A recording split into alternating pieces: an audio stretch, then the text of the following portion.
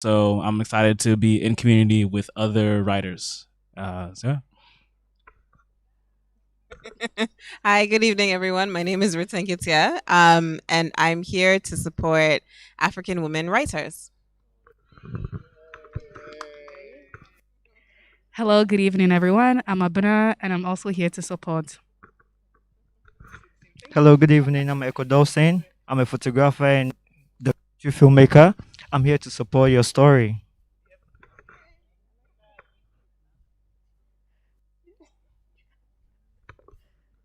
Hello, everyone. I'm Shari, and I'm just here to be around beautiful women who write beautifully and just to just share all the beauty together. That's it.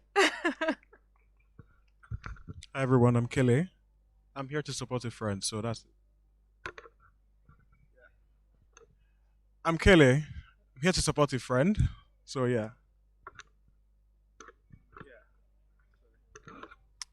I'm Anna Maria. I'm a book blogger and I'm just really interested in hearing what you all have to say. My name is Nana Darkoa. I'm an avid reader and a lover of African women writers. So any chance to like come and hear from you guys or support, and I'm here. Hi, I'm Nanikia, here to support our writers, our Ghanaian writers here. Hi, my name is Lorna. This happens to be my first night out, having moved to Accra a month ago. Yeah, so this came as a recommendation from my best friend. She's worked with one of the nanas. I think I'll figure out which nana it is by the end of the night. So happy to be here. Thanks.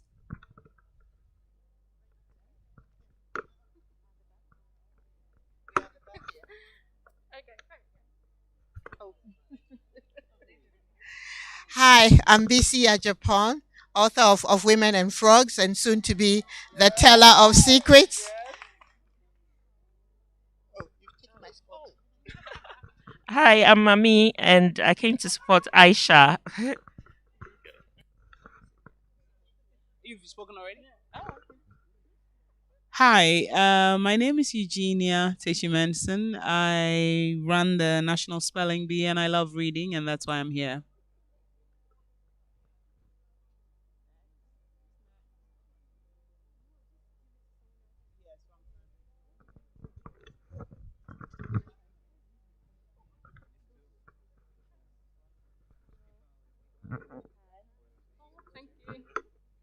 Hi, I'm Emma.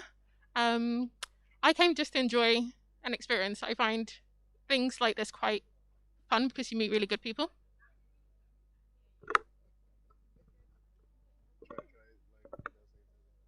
I don't know. Is that better?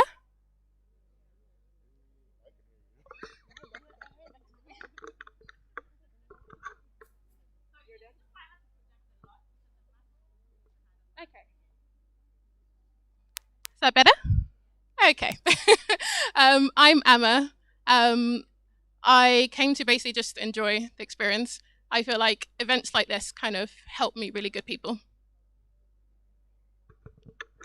Hello, my name is Fui Kantamaklo. I'm a writer and I'm here to be inspired.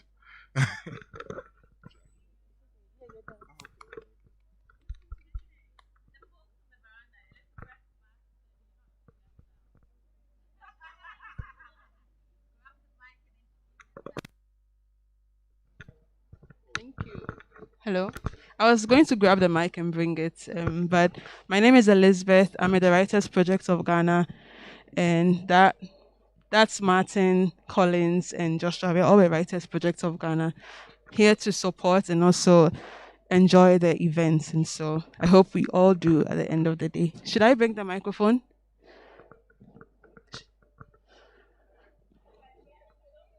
Okay.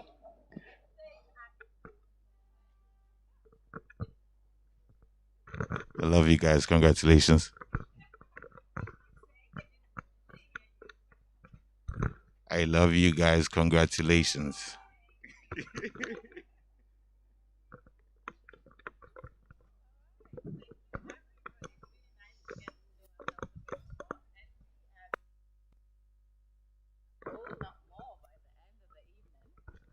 going to hand over to Darkowaa, who is the facilitator.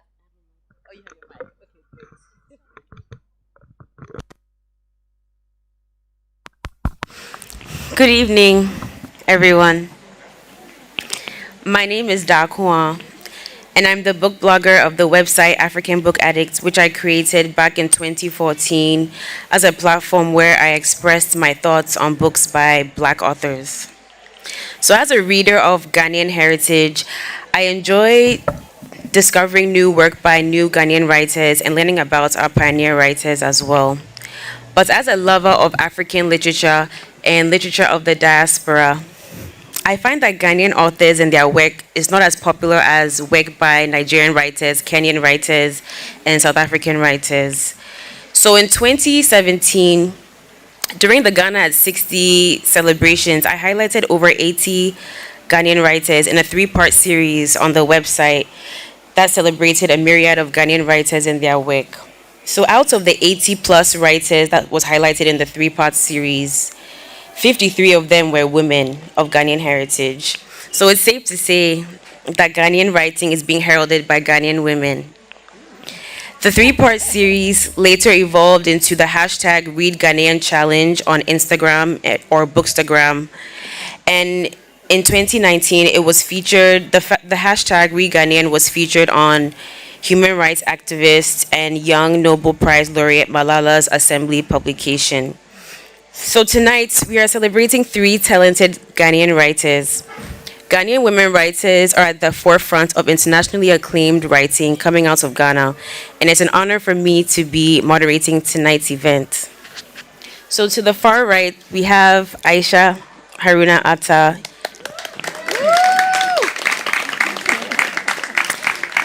In the middle, we have Nana Oforiatta Ayim. And to your left, we have Nana Darkoa Sekyiamah. Okay, so Ayesha Harruna Attah is a Ghanaian-born writer living in Senegal.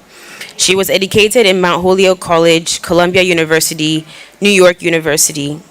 She is the author of the Commonwealth Writers' Prize nominated Hamatan Rain, Saturday Shadows, The Hundred Wells of Selaga, which has been translated into 4 languages, The Deep Blue Between, which is a book for teen readers, and Zainab Takes New York, which was published last week. It's a rom-com. Nana Oforiatta Ayim is a writer, filmmaker, and art historian who lives in Accra, Ghana. She is the founder of the Ano Institute of Arts and Knowledge, through which she has pioneered the Pan-African Cultural Encyclopedia, a mobile museums project, and curated Ghana's first pavilion at the Venice Biennale. She published her first novel, The Godchild, with Bloomsbury in 2019, and with Penguin in the German language this year. She has made award-winning films for museums such as Tate Modern, LACMA, and the New Museum, and lectures a course in history and theory at the Architectural Association in London.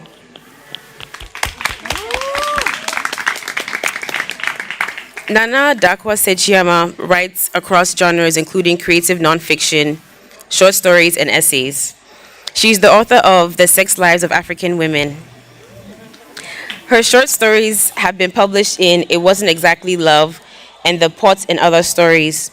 The Guardian, Open Democracy, and Essence have published her articles and opinion editorials.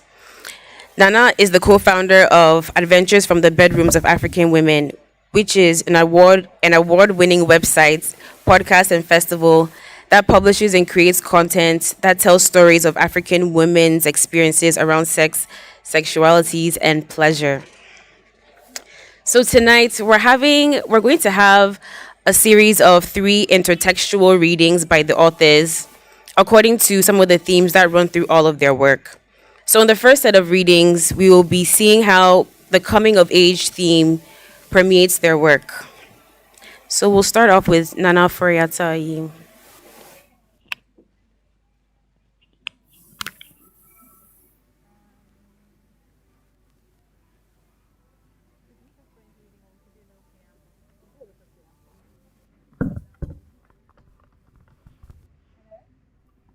Hear me?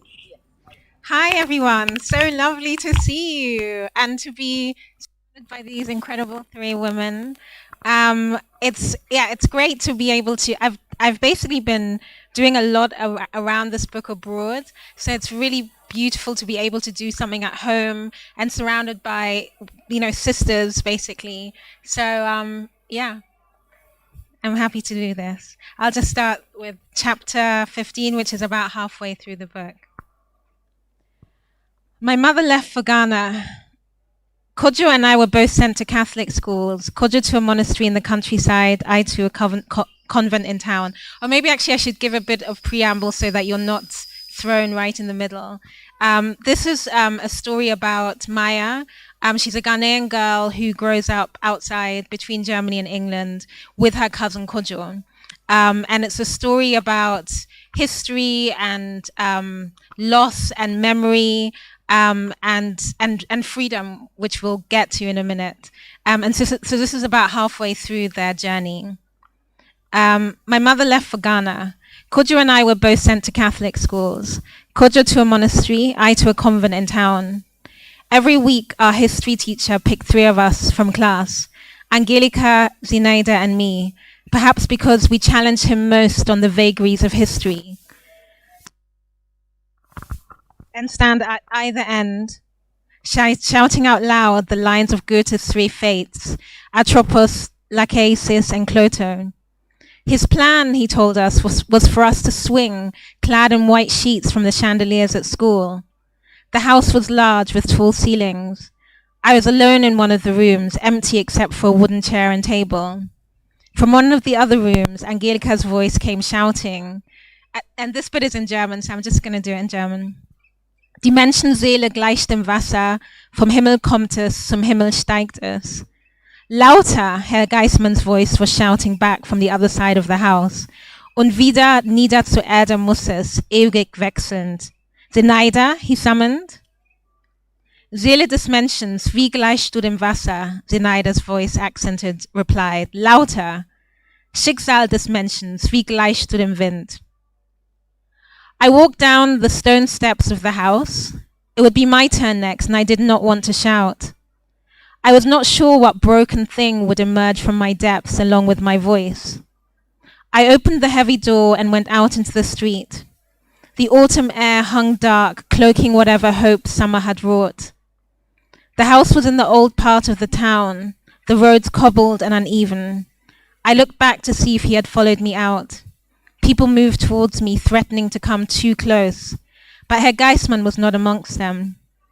He was too tall and thin and ancient, too storybook-like to be overlooked.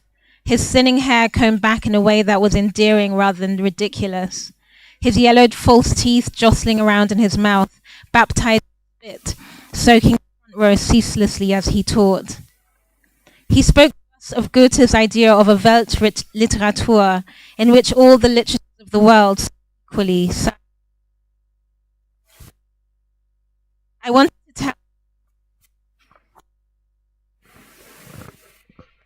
I wanted to tell him, can I give you this? I wanted to tell him it applied that all the stories of the world matched each other and did not take into account that some were stopped in their tracks or usurped or deemed primitive, or that some were written and others told or drummed, or that sometimes the change across boundaries of color and tone and rhythm affected how these stories were received once they arrived. My kingdom's story had been told largely through its objects, its narratives of performance, their meanings distorted, neglected, lost along the way.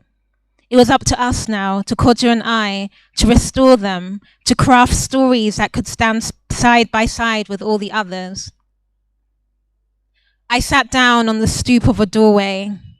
I had 1 hour before I was due to report back. Herr Geismann would not tell them I had left early. He dreamt of a future for me as an ARD presenter, reading the news in a Hochdeutsch, even more enunciated than that of the Germans themselves. But I could not think of much that was more frightening than fitting into this pinched-in, sterile world. I thought of the stories my mother told me of my birth into this pale moon world, white blonde nurses, white corridors, white walls, white floors in the children's ward of the Marianne Krankenhaus in Bad Godesberg. And amongst all the harsh whiteness, the soft brown skin, dark brown hair, and brown screams from my brown pinkish mouth. The relief and happiness that shone through my father's glass-framed eyes as he held his newborn baby, as he handed it to the sweat-soaked, blood-streaked woman lying on the bed, who was laughing always despite all the pain. I imagine how he walked to the bathroom, through the white-tiled corridors, the dark brown man with a white smile between his lips, past a German doctor, who later often visited our house, and who had a hospital in what he described as German Togoland, where they still spoke German, into the bathroom where all too was white, my father gripping the sides of the basin, wanting to go down on his knees, but afraid, always, of what the Germans would think of him. I opened my rucksack and took out my uncle's book. Kojo had finally let me have it. The parts he had highlighted, the hard facts of things, our grandfather's death, arrests, a court case, the war, a freedom fighter friend called Felix, politics in London. I skipped over these like I did the war scenes in War and Peace, and opened to those that spoke of our family, of our grandmother, of our mother, whom my uncle called Ya, of my father who he called Kwamna, and of Kojo's mother, Amber. I looked at my watch. It was long past time. I would get into trouble. I put the book in the rucksack and ran. I got to the gate and stopped. There was someone outside. It was Zenaida.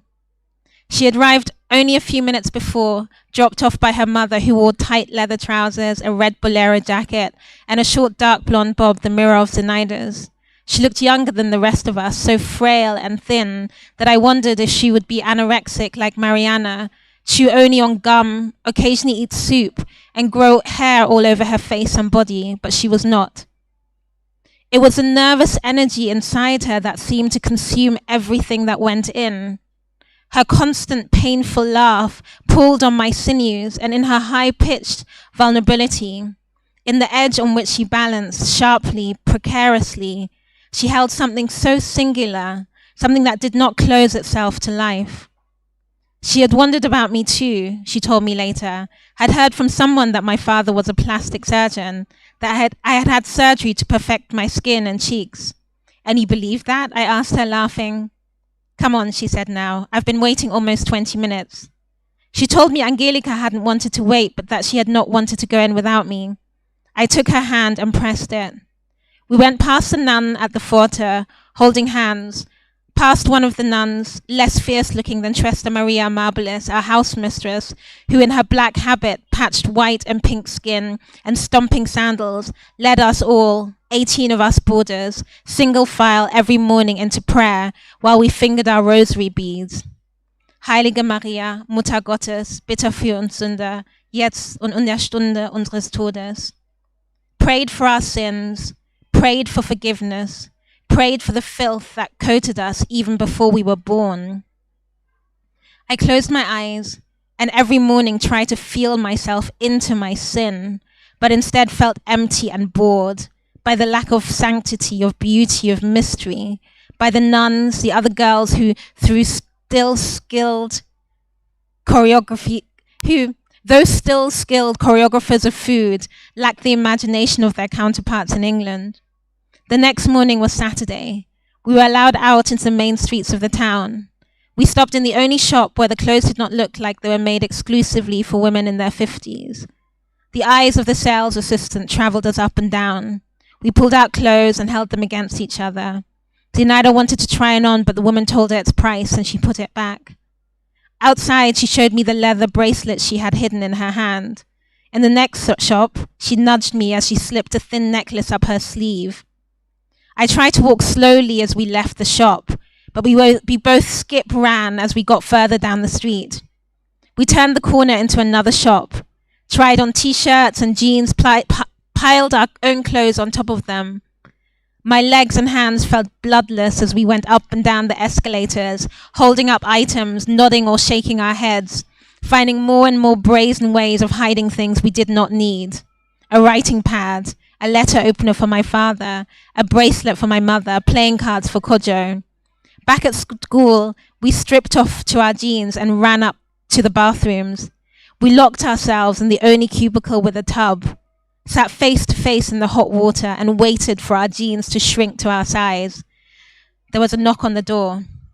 Then Schwester Maria Amabilis' voice with a shriek in it. Ich weiß, was ihr da drin macht. Ich weiß es. We let out the bathwater, holding the plug in place so it would seep away quietly. We stripped off our wet jeans and put on our dry clothes, laughing silently as if gasping for air until our stomachs hurt with anxiety, but she kept knocking. We waited, listening until all was quiet, then signaled each other. I would go out first. We opened the door slowly, no creaking. Her wide, ugly black sandal was in at once, jamming the door. Her veiny pink hands like octopi reached for our arms. She pinched each one of us hard, and the pain was like being punched. Aua, Zenaida said, telling her she could not do that, spitting vengeance high-pitched in her face. Still, she held us and told us in a voice which slapped that we were wicked, dirty girls for what we were doing. And despite our unshrunken jeans lying sodden in the corner, I felt ashamed.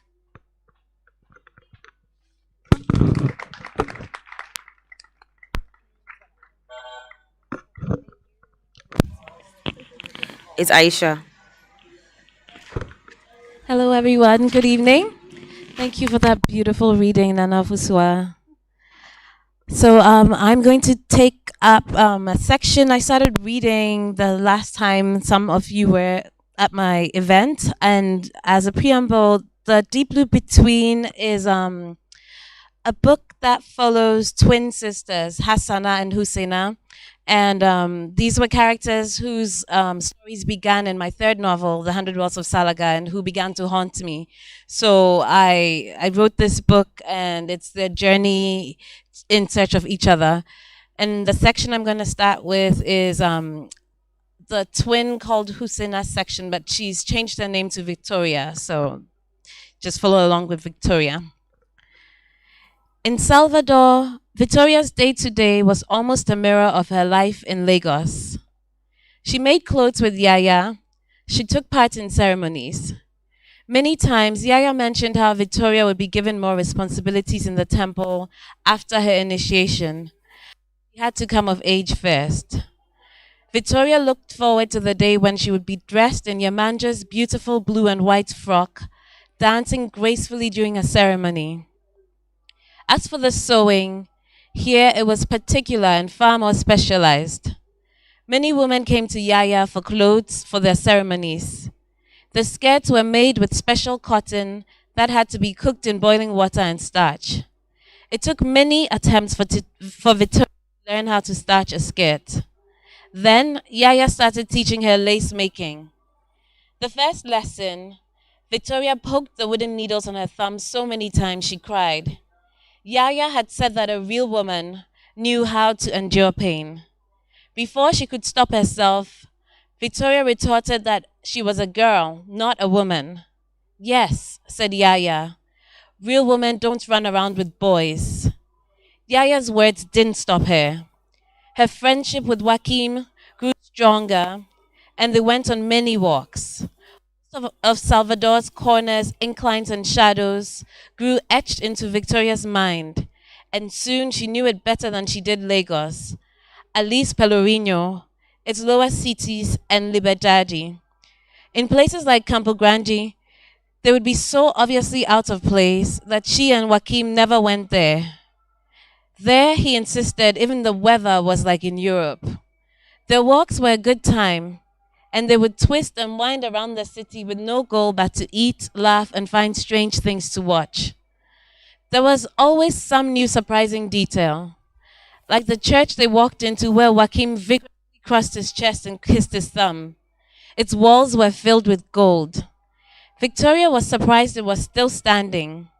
Joaquim told her the gold was from the motherland. Somewhere else, the church would have been raided a long time ago. Her life's beat grew into a nice tempo. Stitch attend ceremonies, wander around with Joaquim. A few months a few months before her 14th year, after 2 years of living in Bahia, Yaya told her she had to end her excursions with Joaquim. He's a nice boy, but you're a very pretty girl. And now that you've got your blood, if your mother were here, she wouldn't let you go out with him, would he? Would she? Sorry. Victoria's heart hurt. She wanted to point out that Yaya wasn't her mother, but that would have been ungrateful to a woman who had become her mother. And if Na had been around, Victoria couldn't even begin to fathom what her mother's reaction would have been. But before Victoria had left Butu, Amina had only been a year or two older than she was now. The man came over to express interest. He was shriveled as the dried fruits people liked eating here. Na and Amina had schemed and sent the old man packing. Victoria didn't know how to navigate these matters of the heart, but she was sure her mother would have told her to listen to that beat in her body. Na would definitely not have mentioned Victoria's beauty. She loved saying, "You can't eat beauty." "You're not going with him next time," said Yaya, stirring a pot on the stove. "Why, Yaya?" said Victoria. "You've had your blood. And men? Well, young or old, you can't trust them to have control. He's only, 15? No, if he wants you, his mother should do the right thing. In my day, proper young ladies weren't even supposed to be seen outside." Then she sighed and said, "I'm making feijoada with the bacon and beans cooked just the way you like. I'm not hungry." Now that you're a woman, you start preparation for your initiation tomorrow. You need strength. That's also why I'm telling you to stay away from that boy. You have to focus. I'll stop here.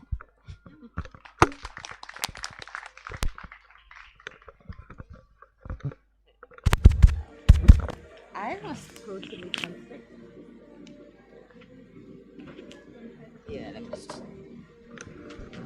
Thanks for that, Ayesha. I was totally transfixed and lost. So my book, The Sex Lives of African Women, is a nonfiction book. I basically interviewed women from across the continent and the global diaspora.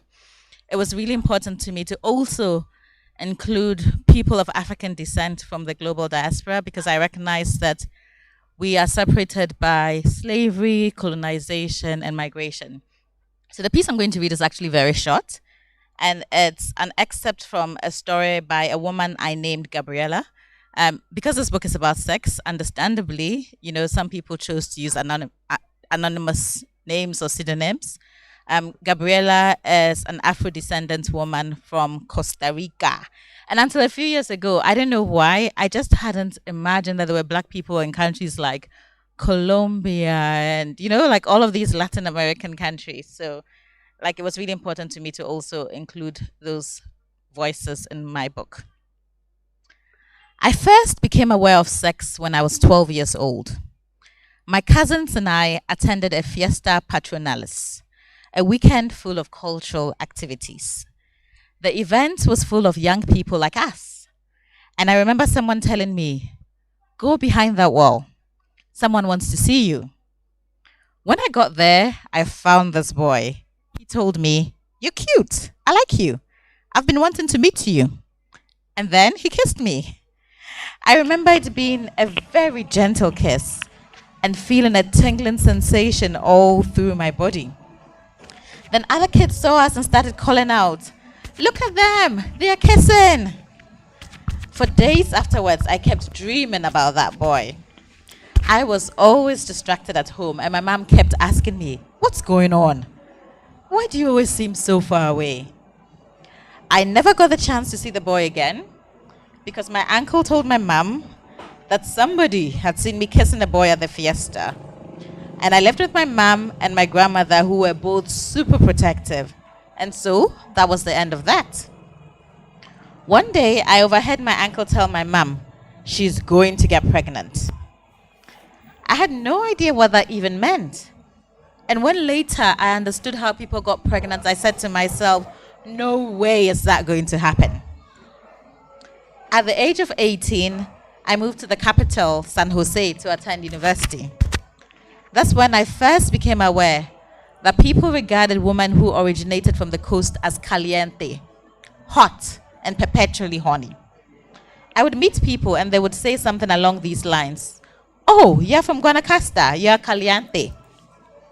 There was nothing subliminal about this messaging. People told me this to my face. In a similar manner, they call me negrita or negra to this day. They make comments like, I want hair like yours. Or they assume I'm not from Costa Rica and ask me, where in the Caribbean are you from? Costa Ricans have a very limited understanding of the presence of the black population here.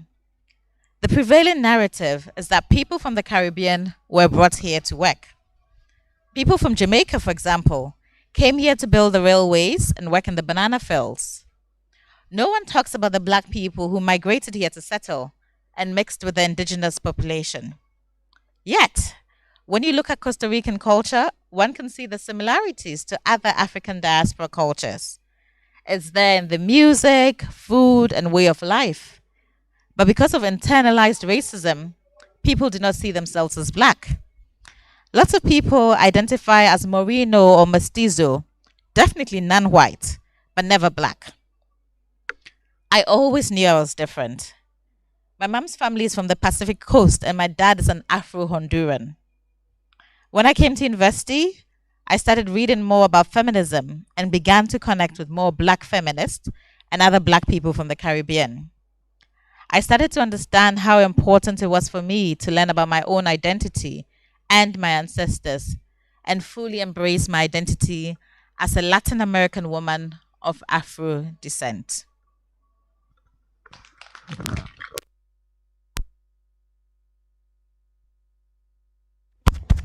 Thank you for the first round of readings.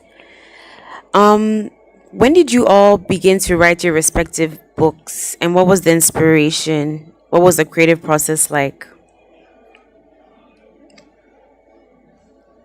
I'll start just because. I started this book in 2015. I started thinking of the idea in 2014. And then sometime in, I kind of decided in 2014, okay, I want to write a book about sex and about the sex lives of African women.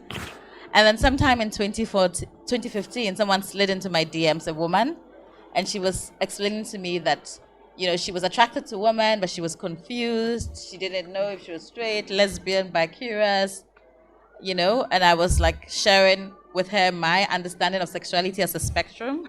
And that's, whatever, you can be one thing today and another thing tomorrow, as far as I'm concerned. And so I was like, can I interview you for my book? And that's really how I started. And in the before times, I used to travel a lot for my job. And so whenever I would go to a new country, I'll try and find somebody that I could interview. But there were also a lot of things I did to sort of keep me motivated. I had writing partners. Nana Darkoa is one of my writing partners. So we would meet, have some wine, chat for an hour, and be like, okay, now let's write.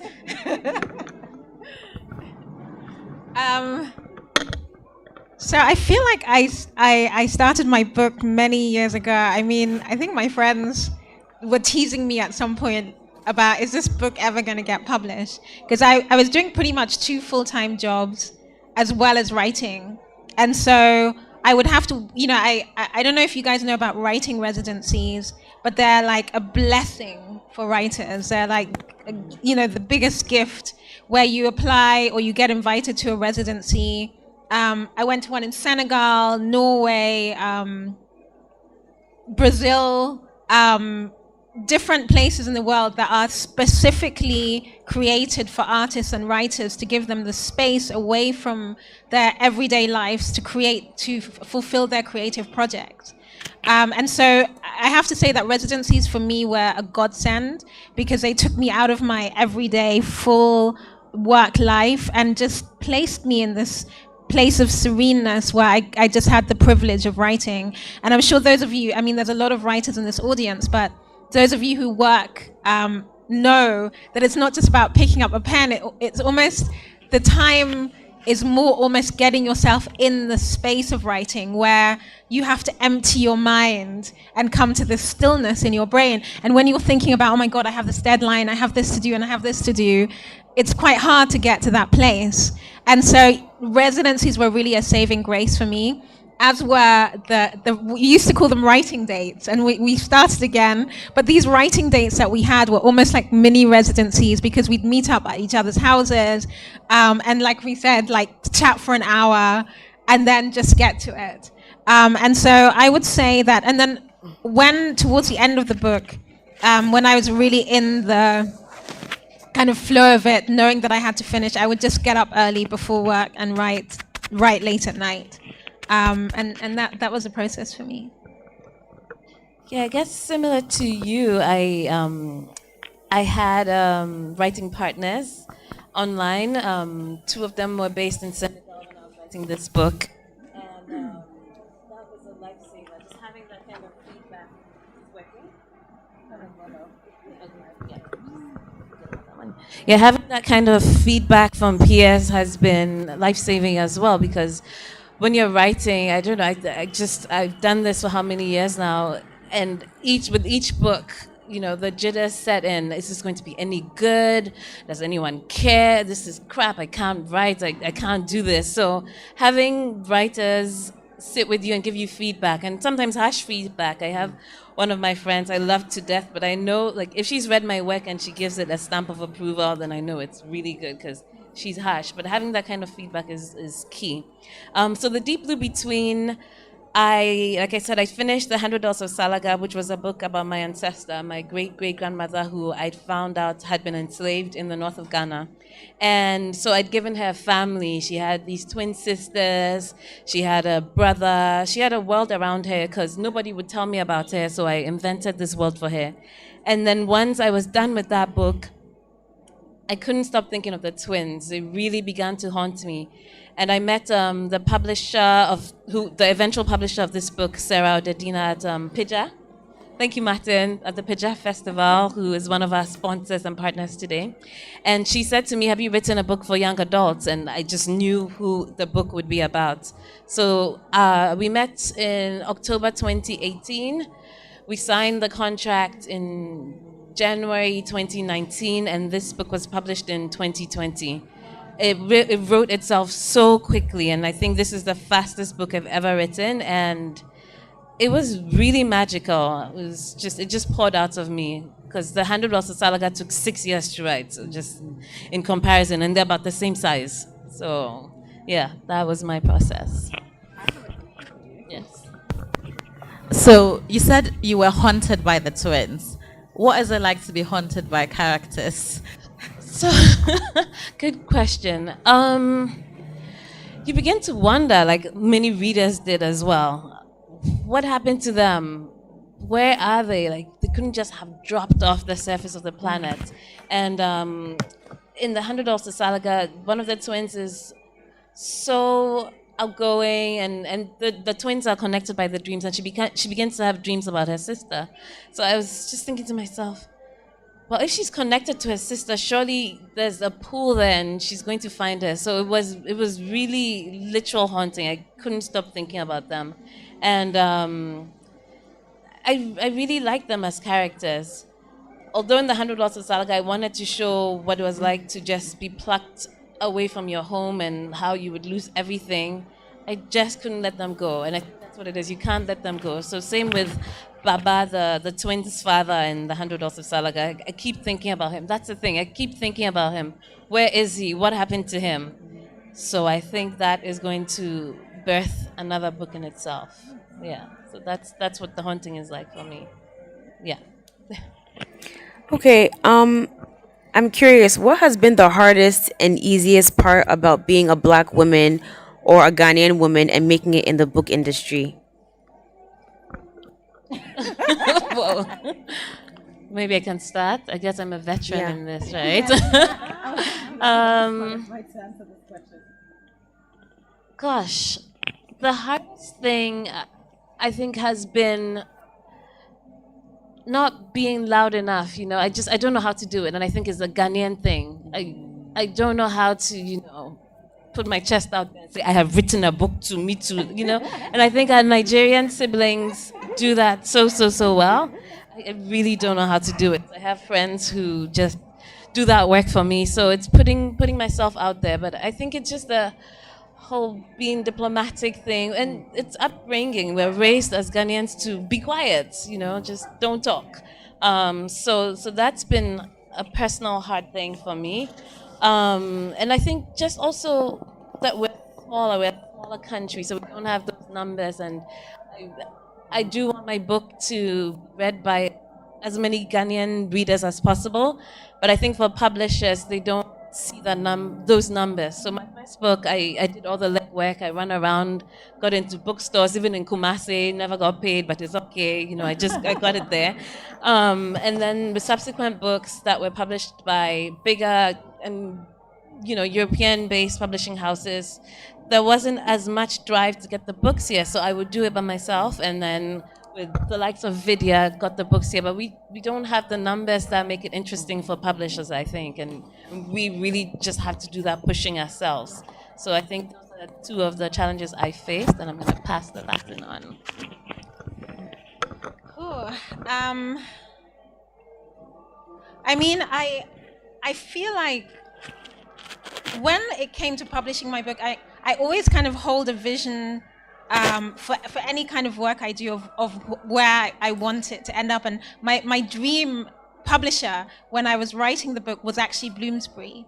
I knew I wanted to publish with Bloomsbury because they were still a family-run publishing house, but then they also published Harry Potter. So I knew that they had the kind of reach, the big international reach, but I knew that I'd still be part of a family, and I wanted to be within a space that I felt safe. So Bloomsbury was actually like my vision publisher. And so I was very, very happy when I remember I was driving in Osu when I got the call that they were going to publish, and I stopped the car, and I was like on the side I got out of the car, and it was unbelievable because it was such a dream. So, the people within my publishing house are friendly and lovely. I know I've had conversations with authors like Nii Aikwe Parks, who has said to me, and I'm not sure, I know you've had different experiences because you're with Dialogue, which is smaller, and your publisher is Black, but Nii Aikwe Parks said to me, they don't put as much behind Black authors as they do with white authors, like the young white authors that are coming out. So that's interesting. I'm still observing that. For me, I think the greatest struggle was actually having this very, very all-encompassing other career, and being like almost not having the energy and the space. It was like, okay, I've written it, I can go back, I didn't have the energy to push it, to kind of, it's almost like I'd given birth and then given my baby away in a very kind of cold, almost cold way. It's like I've done it. I didn't have the energy to kind of birth it with all the care and love that that it deserves. And so that's still my struggle to a certain extent, and I'm trying to be better at that. But I think, and also the other thing that I would say is that in my other work, which is in the arts, a lot of my work is to do with how do I reach communities outside of the kind of elite that has access to literature, has access to the arts. And I feel very much that books, writing, especially writing in English, etc., almost necessitates a certain, it almost kind of excludes by its very nature so many of the people in my country, of my home country. And so that's something that I really think about a lot. Do I turn it into performance? Do I travel with it in the same way that I'm traveling around with my other work? It's a question that I really ask myself in terms of who is this book for? And if it's, my book is very much about history. It's about us, and what we've lost and what we're trying to reclaim. How do I connect what I've written to people here, outside of the kind of educated elite? That's something that I really grapple with, actually, in terms of literature and the way our books are published, which a lot of the time is outside, and the way they're marketed as well. So what's the hardest thing about being a Ghanaian or Black woman writer in the book industry? In the book industry, I think for me the hardest thing is finding a route to publishing. You know, as a writer in a country where, truth be told, we don't really have much of a publishing industry, because that's the ideal, right? That in your own country you'll be able to find a book agent and there'll be options in terms of publishers. And I knew that if I wanted, ironically, my book to get like global distribution, I had to aim for a Western publisher, which meant finding a Western agent, you know? And I think that's hard, especially when you're a Pan-African. And then it's like, oh my God, I'm actually making a deliberate choice to go to the West to be published, because I think my book will get more global, including Pan-African attention that way. And that's like tough. Yeah, that's like tough on so many levels. Yeah, and I think and then of course, I was gonna say little but not so little things. You know, The Guardian, to my pleasant surprise, commissioned Margaret Busby to write a review of my book. And then I saw the picture that accompanied it, and I was like, huh? You know, it was a picture of like 4 women on a mat sorting grain. And I'm like, but what has this got to do with the book? It looked like it was a market scene. And I was like, I don't understand, you know? And then I decided to look at the other reviews that had been done, and it was of the authors looking fabulous. And I was like, but you guys sent a photographer to my house, and trust me, I did makeup, I paid for a makeup artist, I made sure I was looking good. I didn't want them to have any excuses. And you have like 20 photographs. The photographer sent me the pictures. Why didn't you use my picture? So I had to complain and say, I'm sorry, I don't think this picture matches the story. And when I look at all the other pieces you've published, it's pictures of the author, so please use a different picture. And they changed it, you know? Yeah. Yeah. Okay, we're going to open up the floor for some questions from the audience. If you have any questions or contributions, you can just raise your hand and we'll send you the mic. We have about 5 minutes for that. And please ask questions. I want this to be like Interactive. Yeah. Yes, we have his hand up. Other hands, let's see all the hands. We have his hand up.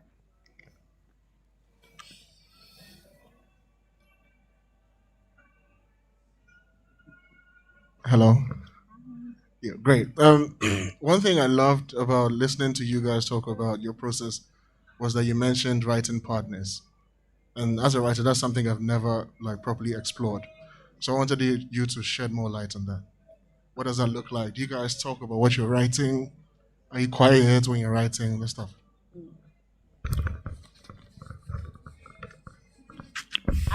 Any other questions? Any other contributions?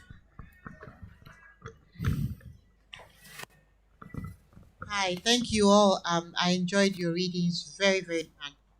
I noticed there was a sort of, it wasn't intentional, but a common thread running through your narratives, and it had to do with migration. I know, it was so funny, the problems of migration, because Nana Darkoa, even your own, right? I was in Costa Rica in San Jose, and I got that caliente thing, and the same thing about black people being brought to work, or some being brought there as slaves, and that was really very offensive to me.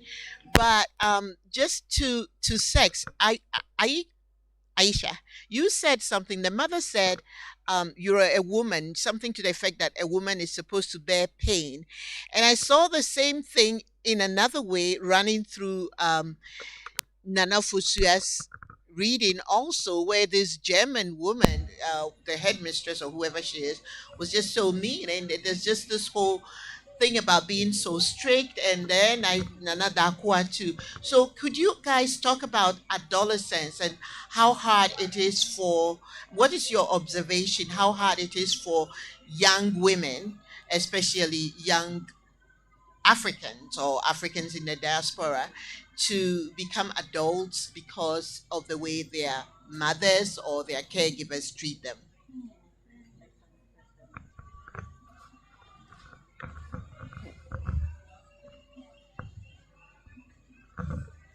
Thank you. So my question is really around how your book has transformed you, and through the process of writing this book, what is the Ghanaian identity? Because all the books really touches on various aspects of what it means to be a Ghanaian, not directly though. So within the process of writing and birthing this book and putting it out there, how has your view shifted or changed around what a Ghanaian identity is for you personally? And how has that process been?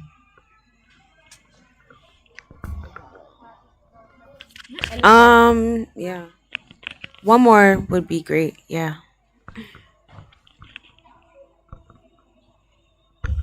Thank you. So I have a question for Nana Darkoa. So, well, I also come from Latin America, and I think that sex is also a very taboo thing for most women. I think that that's something that you don't talk about it. So I'm wondering, like, how was the process of getting your interviews? Like, how do you get the trust of your interviewees to tell you like such intimate things, especially when many times it involves punishment, like even talking about it. So that's my question. Thank you.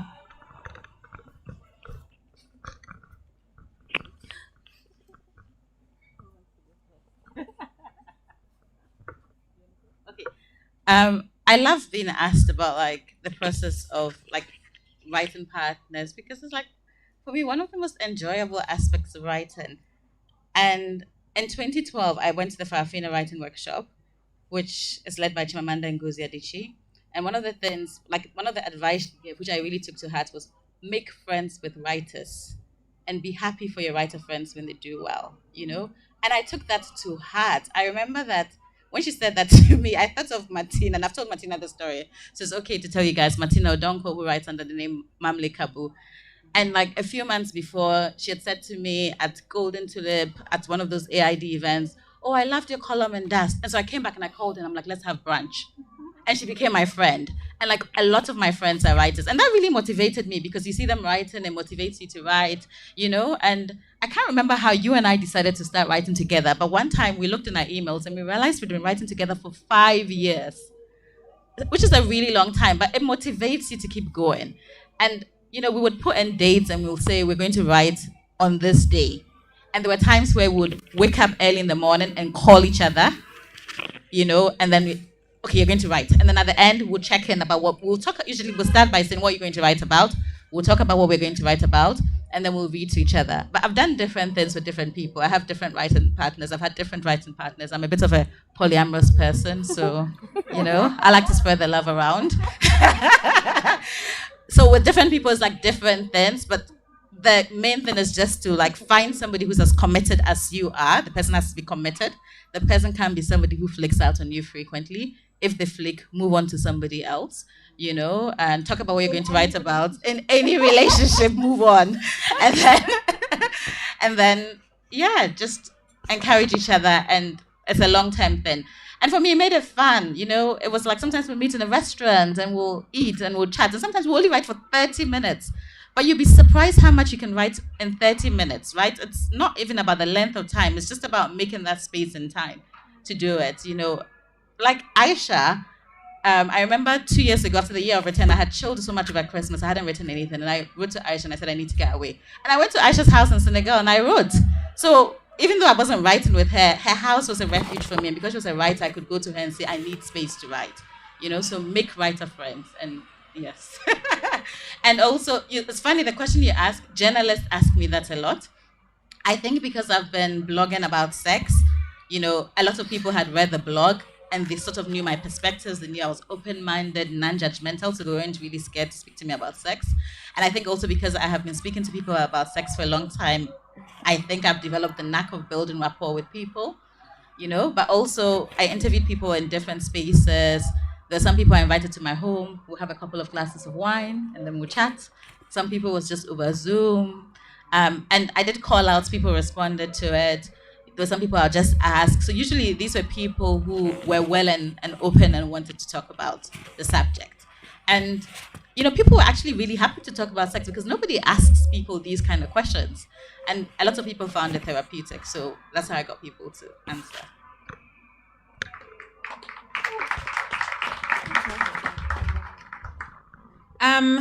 Yeah, I'm not sure I can add that much more in terms of the writing partners, apart from to say that I have always had writing partners. I think, like again, like I'm saying, if you have another job, which I'm sure everybody who writes does, because you don't earn money unless you know, are. No, but she started off as well with no money. I mean, when you're starting out, the likelihood is that you're working because, you know, unless you're born like incredibly wealthy and you don't have to work and you can just write, you have to have a job while you're writing. And so I think I've always had writing partners. Even when I was living in London, when I came here, I was writing with Kobe and Ellie. And then again, I don't remember how we started writing together, but it's also, I think our friendship developed as we were writing together as well. It's an incredible thing to do with a co-person. I mean, we've been in writing workshops together, right? Haven't we written together? Yeah, we have. Yeah, so I mean, this is you're asking the question, but we've actually done it before. We've actually sat together and written before. I mean, we did it as a one-off. Sometimes it develops into an ongoing thing. Like, we both were, I think from the beginning, were adamant that we knew we wanted to write a book. We saw the end, and now the end is here, and our books are lying together. And actually, we used to talk about if we finish our books, we'll do an event together. And so here we are, exactly. Yeah. Yeah, so that's to the writing partners. I'm not sure I can remember all the questions. BC, you asked about migration and... Oh, okay, motherhood. Oh, yeah, the shame, the kind of strictness. Yeah, I think that's, I mean... I think, yeah, in terms of adolescence, I think as young, whether it's African women, other women, I mean, we have to get through so much shame, right? And I think that, yeah, it's a big part of the book. I mean, we'll come in the end to talk about freedom, but I think a lot of the journey of my main character was freeing herself of these shackles of, in the book, the nun is kind of implying that they're dirty, that they're doing something dirty. So something that was, in their eyes, very innocent, that was, just pure joy, was kind of, it was made dirty. And so there's so much, I think, of being a young girl and just being yourself, and then someone from the outside putting on you, your shirt is too skirt, your top is too low, you're flirting, that you're pretty. Like, there's so many things that people say onto you from the outside where suddenly your freeness is suddenly like, oh my God, have I done something wrong, And so I really wanted to capture that, that kind of being born quite free and then having that freedom in a way taken from you by what people put on you, and then having to relearn that freedom in the world, and then obviously, there's what's put on you as a woman, but then as an African woman, there's a whole nother thing where we have to be more put together, we have to be more ladylike, yeah. And then there was a question about identity. Wow, how did the book change you? I remember I did a workshop here, the Pan-African Literary Forum, actually, which is where I met Kobe, who's another writing friend of ours. That was, gosh, it was so long ago. I'll give away my age if I tell. That was, I think, 2009, the writing workshop. And I remember our teacher was Binya Vanga Wainana, who I'm sure many of you know. And that was another case where, I made a friend through writing, and Binya was a very dear and very inspirational, incredible person. He wrote the famous essay, How to Write About Africa. And I remember him, some of the workshop took place at Kokobiti, and I remember this so vividly. We were standing on the beach by the sea, and I was standing by a rock, and I kept saying to him, when my book comes out, when my book comes out. And he said to me, Nana, you have to stop dreaming of this ideal future when your book comes out, nothing will change. You know, it's not going to suddenly make you happy. It's not going to suddenly make this. And I remember it was like a slap in the face, because I was like, I'd been dreaming of this time that, you know, when my book came out, I'd be fulfilled and all of this. And I remember I was like, oh, okay. I have to start living now. I can't just wait and put my life on hold until the book comes out. And so in that way, I think to a certain extent, I was prepared for, of course, there's a change in that. First of all, you've put your inside outside. You know, you are, especially for somebody like me, I mean, I seem very confident. I am confident in a way, but I'm also an introvert. I'm not a big people person, really.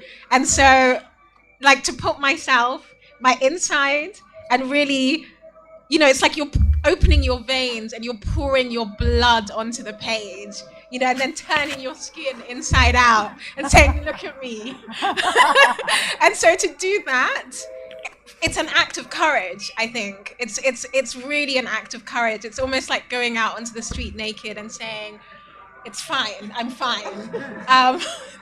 So in that way, I think, yeah, I feel more courageous. I feel,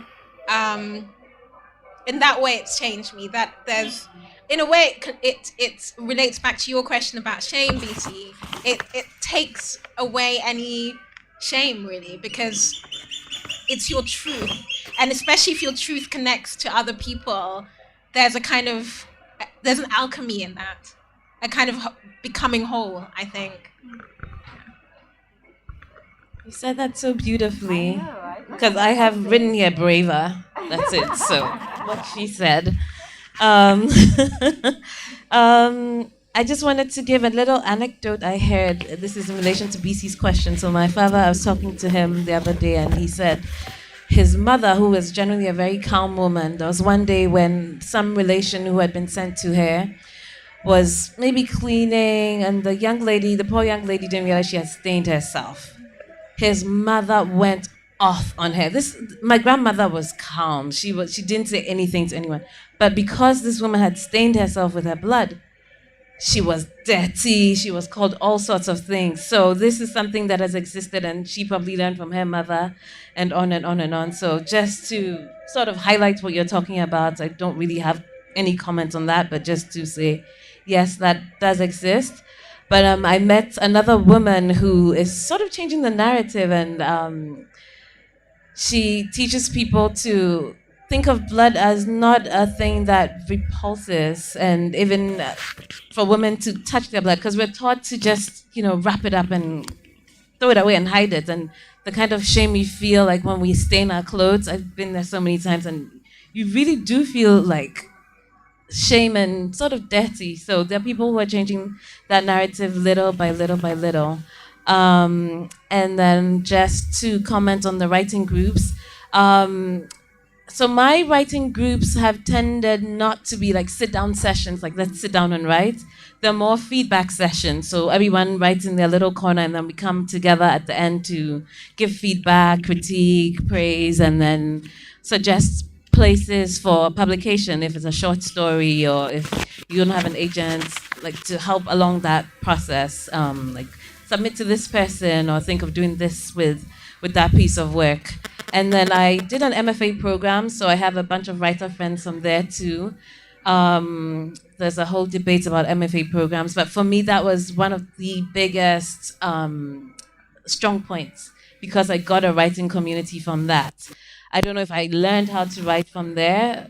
That's debatable, but my writer friends from my MFA program remain some of my strongest writing friends to date, and I can send my books to them, give me feedback, and see things that I have blind spots with.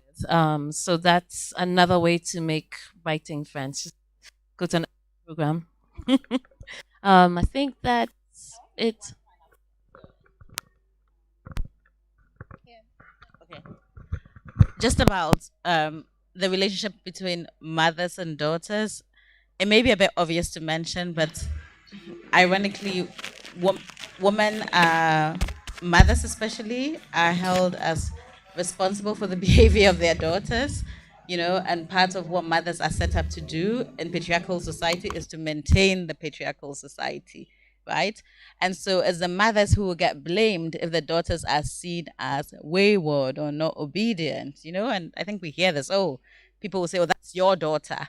So for me, I want to have a lot of empathy for mothers because I think they find themselves in a difficult position where, yeah, they're the ones who get faulted if somehow their children, especially their daughters, are seen as not being on the straight and narrow path. But hopefully, we have a new breed of revolutionary mothers who will teach their children freedom. And that covers all our three things. Okay, we're going to have another round of readings. So this time in this round, they're going to be reading on the relationships between women. So to start off, Ayesha, you can start for us.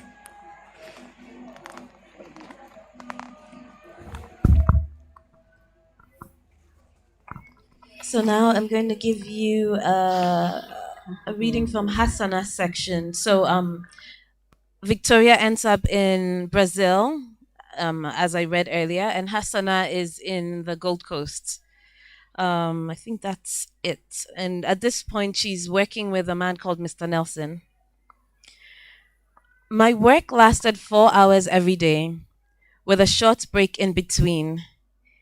It was during one such break time that I went into the courtyard of Mr. Nelson's house, and my gaze fell on the brightest, most mischievous set of eyes I had ever seen.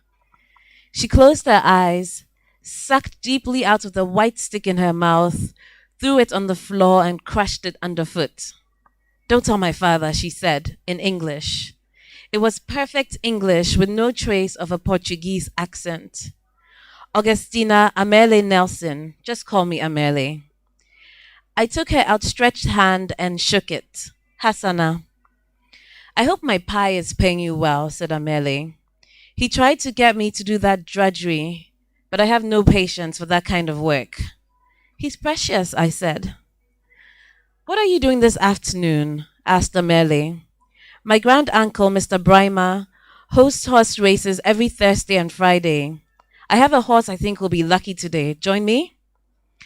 After working, I usually went back home to Hajia, had lunch with her, washed the dishes, and read snippets of the paper. Or if I had nothing to read, I would wander around the Zongo just before the dark set in. I'd never been to a horse race, and it sounded like a chance to break out of the everydayness of life. "Be here at 3 in the afternoon," Amele said, and went up the stairs into a room that must have overlooked the sea. I ate Hajia's tuwo and ayoyo soup with relish and went to my room to dig in the box that housed my clothes. I didn't have one presentable item of clothing. Everything was worn or yellowed. I decided on a simple white dress with buttons on the front. I slid it on and it was so tight that it flattened my chest and belly and there was nothing else I could wear. Hajia was beached on the mat. It flattened my chest and belly, but there was nothing else that I could wear. Hajia was beached on the mat in the sitting room, while her older son sat copying Arabic letters from a prayer book into a notebook. "Hajia," I said. "Yes?" She didn't lift her head. "I'll be late for the evening meal today." She seemed to mull over what I was telling her, her jaw ground. She finally said, "They say if a vulture pleases you, you will miss the guinea fowl. It's a man you work for. He will keep you from finding your sister." I couldn't help but laugh. I hadn't realized how invested Hajia was in my work of finding Husseina. "Oh, it's not a man, it's only Mr. Nelson's daughter." "Ah," Hajia said, "then go and come. Don't forget, truth lasts longer than a lie." Hajia's proverbs reminded me of my grandmother's. Women like them were molded to not trust anyone, not even themselves. And I'll stop here.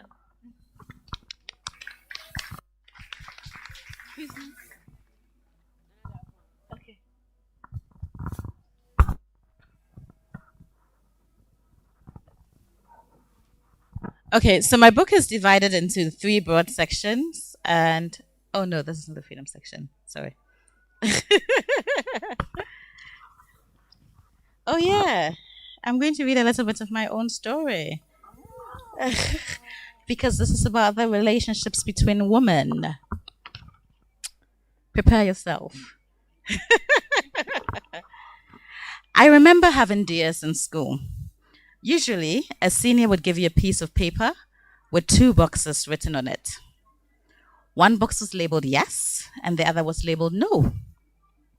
You ticked yes if you agreed to be her dear, or no if you didn't. I don't know anyone who ticked no. The most you could do would be to tick somewhere in the middle, so you didn't offend the senior. Dears could be protection against being bullied by other seniors. When a senior tried to send you on a long errand, you could say, Sister Patricia has already sent me. When the gasso in the dining room was inedible, your dear might give you something tasty from her own chop box. You could also choose your own dears. With that, you didn't need the complication of paper, boxes, and pens. It somehow just happened. Amina was my dear. At night, we would tie a sleeping cloth around the bottom of the bunk bed where she slept and create a tent into which we retreated to snuggle. Her big pink lips were the very first lips that mine touched. By this time, we were in Form 3 and no longer being picked on by the sixth formers, because the more senior you were, the more freedom you had. This was around the time that Fatty and I from the dorm next door would also touch each other after lights out. And when Andrea and I would creep into those cubicles that no one ever bathed in because they were green with mildew and fungi, and hold onto the rail and try and rub our clitorises together. No one told me this meant we were lesbians. It was only after I started university in London and started to learn about issues that it hit me. You were a lesbian in secondary school. And then I'm going to jump a little bit ahead. And then there was Candy. This time I was doing this with my eyes wide open. I wanted to have sex with a woman as an adult woman. I didn't want to fumble in grotty bathrooms or touch soft lips while hidden underneath sleeping cloths. I wanted to experience what sex with another woman was really like, I said to myself.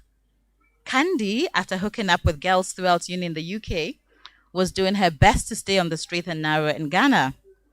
But our eyes lingered a bit too long on each other, and there was a certain knowingness in the curve of our lips when we smiled at each other. One evening, after going out to a show at which her boyfriend was DJing, we ended up in her flat. Sit on my face, she said, and I did. I fell for Candy, but she only ever saw me as a friend. She would tell me about other women she liked, and then one day, she told me about another woman she had sex with. I think by then she had forgotten we were sleeping together. So Candy broke my heart.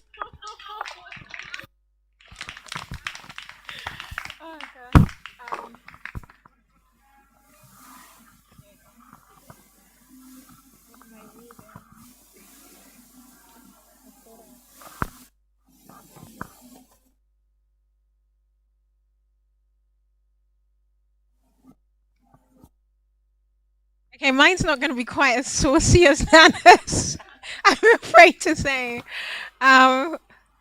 So this is quite early on in Maya's journey. And I think, yeah, when we speaking about the relationship of women, it's just, yeah, you'll see. I stood next to my mother at the New Apostolic Church. She was praying quietly. Fragments of her prayer came down to me. Cover my child in the blood of Jesus and commit her to your hands, Lord. Her faith was something astounding to me. She always believed no matter what had happened and what might occur. It was like the laughter that was always inside her, ready to come up, even though she might be sad. My faith was different. I believed that all she conjured up through her belief would come to pass. I wondered what she knew that I did not and why it was her fear matched her faith. I leaned into her and looked around at the colored glass depictions of scenes from the Bibles in the windows, the stone and red brick walls, the tiled floors and the wooden beams that crisscrossed the ceilings, and thought just what an ugly church this was.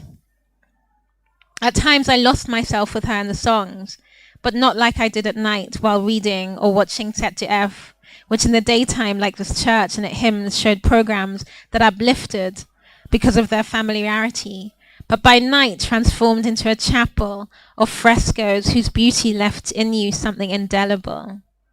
Night after night I went down, no longer needing to glut myself with reading, and turned on the television, sitting close enough to hear the whispers of the screen, far enough to see the subtitles, though it was fine not to understand.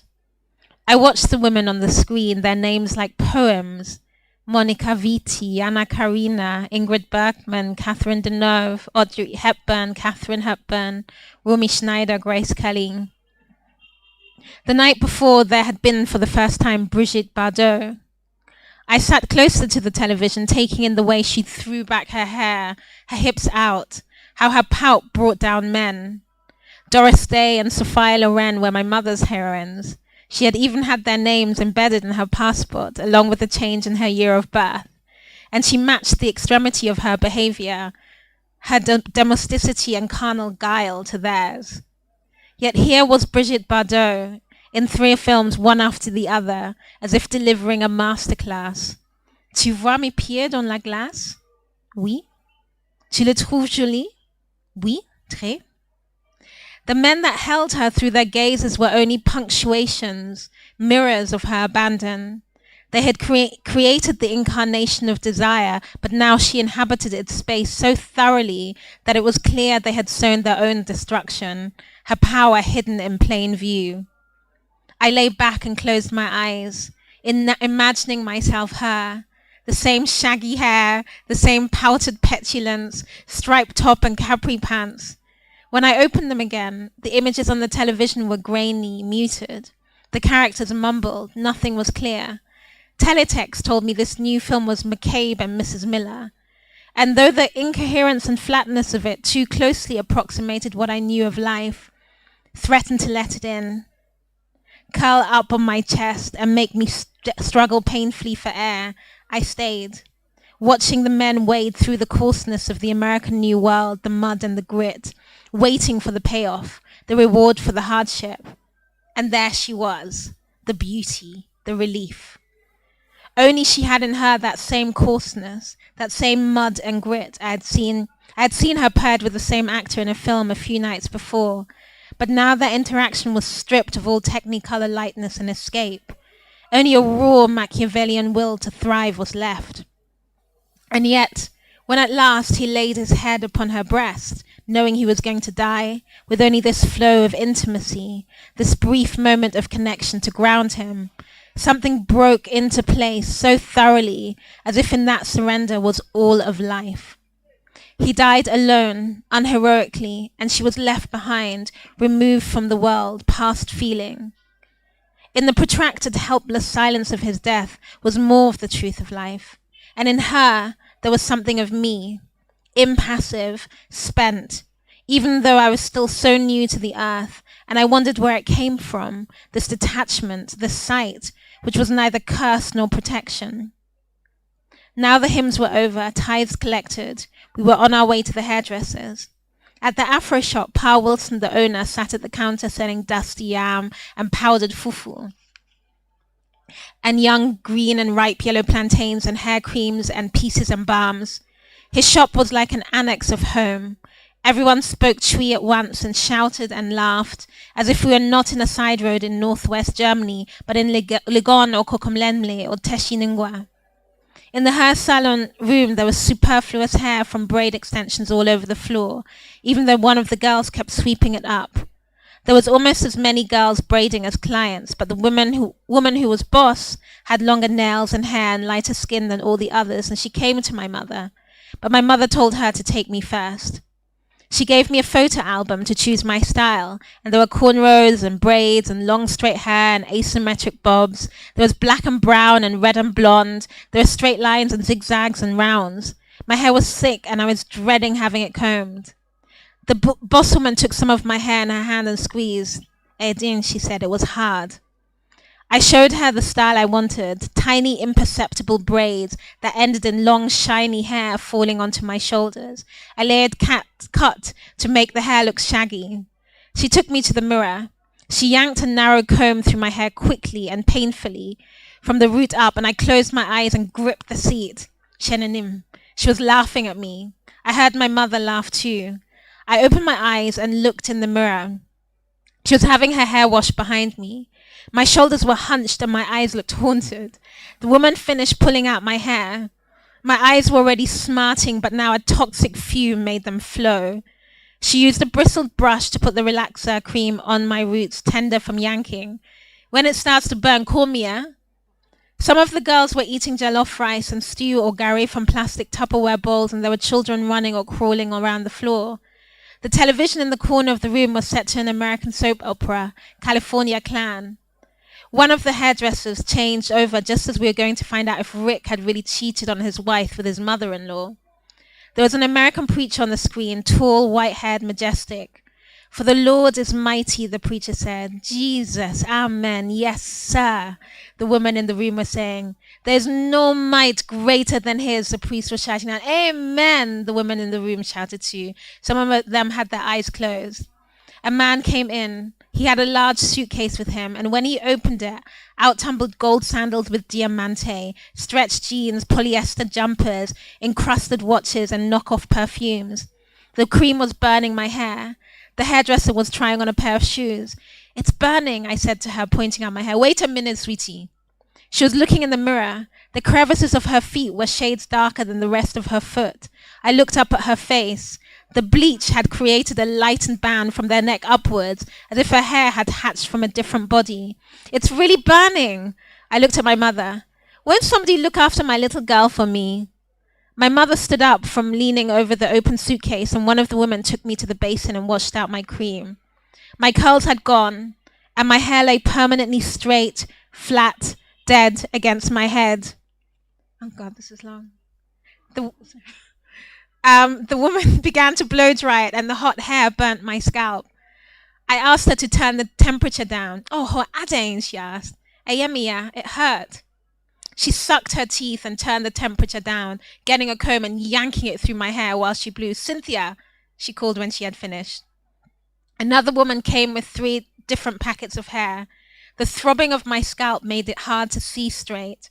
I narrowed my eyes. One was black and curly, the other black and straight, the third brown and straight. This one, I said, pointing at the black straight one. I looked over at my mother. She was having a weave sewn in, and she was laughing her back of the throat. Laugh. I opened my 3 sisters. But the 3 girls braiding my hair pushed my head down so it was impossible to see the words on the page, and the pain pulling from 3 directions made it hard to focus when I did. I closed my eyes and tried to listen to one of the strands of television, radio, children, and women. They were talking about how the president of our country had buried a live cow to get his power. Ade, my mother said. Ade Tiyomayasa. All the women chorused in nobody knew why. A bass, the devil's work. Someone turned the radio up so that it overpowered the preacher even. My mother began singing Amazing Grace, her voice vibrating on the ahs like an opera singer, except she was doing it on purpose. The woman braiding my hair and all the women in the salon sang with my mother. 'Twas grace that taught my heart to fear, and grace my fears relieved, they sang. But their fears were not relieved. They put as much faith in the devil and in witches as they did in God and grace. It was like the German word Ehrfurcht, a grace that frightened as it gave. My mother stood up. She looked like Doris Day and Sophia Loren and herself all at once. My braids were tight and heavy, and my scalp felt like it was being pulled away from me by a 10-ton truck. A woman sprayed sheen on the braids to make them shinier and put strong-smelling, cold, sticky green Dax pomade on my scalp. "Wohoyafepa," she said, smiling at me. "My sweetie little girl," my mother said, pinching my cheek. I smiled at them and it hurt my scalp. My hair was long now, and it shook behind me. I looked in the mirror up at the woman looking down on me so proudly, and my smile was not just on my face. amidst all the noise of the TV and the radio and the children and the talk of the women, and despite the tightness and throb of my head, I knew that I was now safe.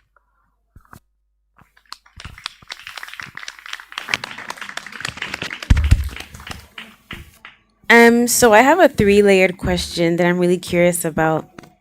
What does feminism mean to you? And so I know there are many facets of feminism. We have black feminism, we have hood feminism. Is Ghanaian feminism a thing? And what role does what role does feminism have in your writing or your identity, if at all? So that's a three-layered question. I mean, one of my primary identities is that of an African feminist. One of my primary identities is that of an African feminist. I wouldn't do the work that I do if I didn't identify as an African feminist. And basically what it means to me is that my feminism is grounded in, my context. And I consider the continent my context because I'm Pan-Africanist.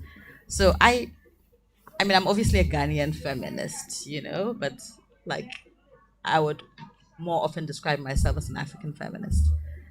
And was that second part to your question? And what role does feminism have in your writing or your identity? Oh, You've answered I think it. I spoke to Yeah. it. Yeah, I remember Nana interviewed me years ago for a book, and she was like, "Are you a feminist?" And I was like, "No, I don't like labels. No, I'm not a feminist." And slowly over the years, I have adopted the label, and I think I became really feminist in Senegal.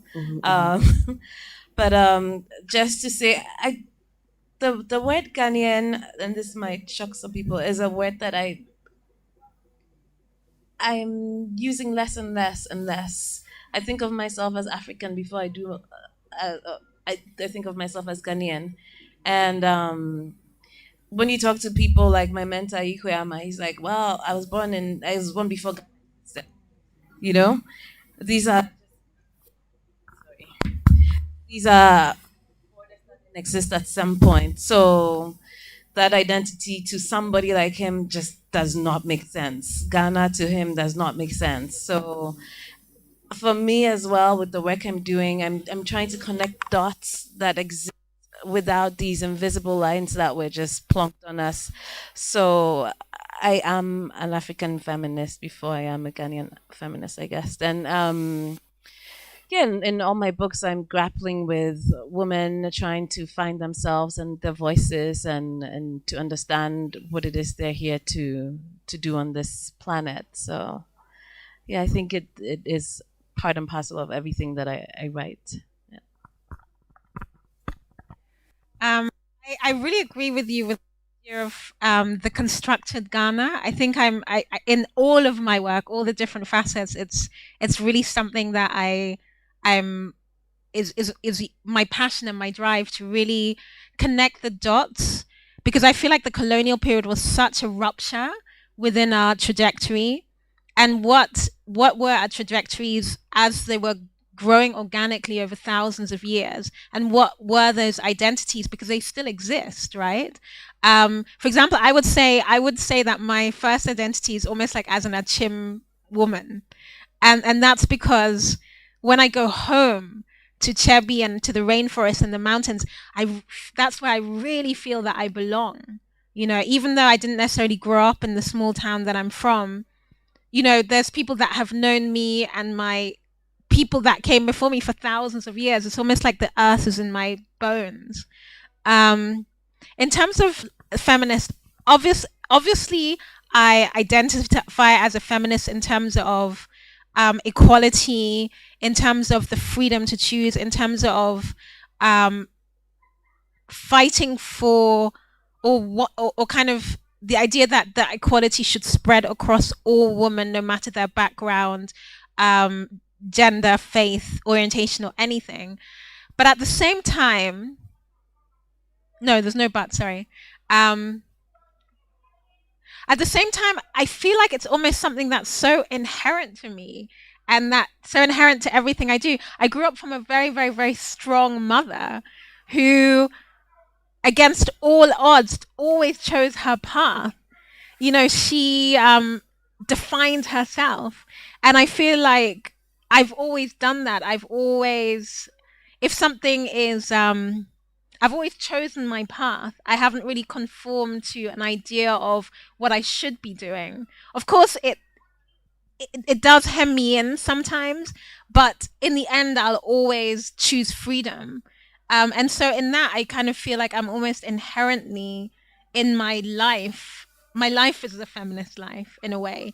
And so I don't know if I feel, I mean, I feel like there's so many, in a way, I feel like there are so many labels as well that we,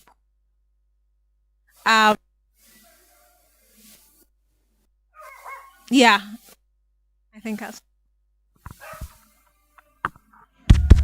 All right, so the use of language strengthens your work. And Aisha, in your book, there are a lot of Portuguese terms in the Deep Blue Between, and in the Godchild, Nana Oforiatta, there's a lot of Akan phrases, there's a lot of German, there's French. So, what was your thought process on what language to write in and when to translate, when not to translate for context? Um, Nana Darkoa, can I have my book? It's the one. Yeah. So I think, like many Ghanaians and Africans, I grew up polylingual. I mean, I think a lot of people either speak Twi or Ga at home, even if they grew up in Ghana, and English, of course, from school. And if you grew up in the diaspora, you will have grown up hearing your parents speak your mother tongue,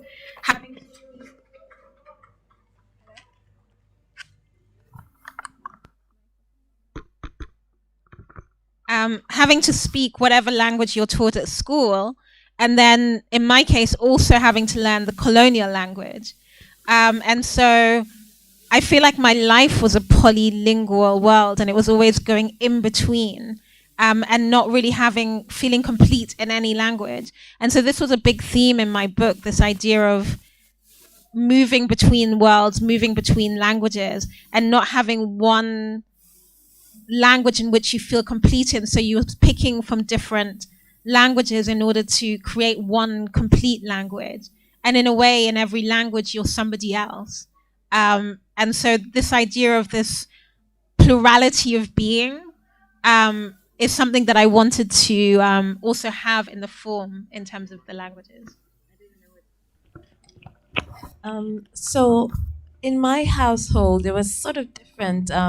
My parents, my mom is Ashanti and my dad is Dagomba, and we grew up in Accra.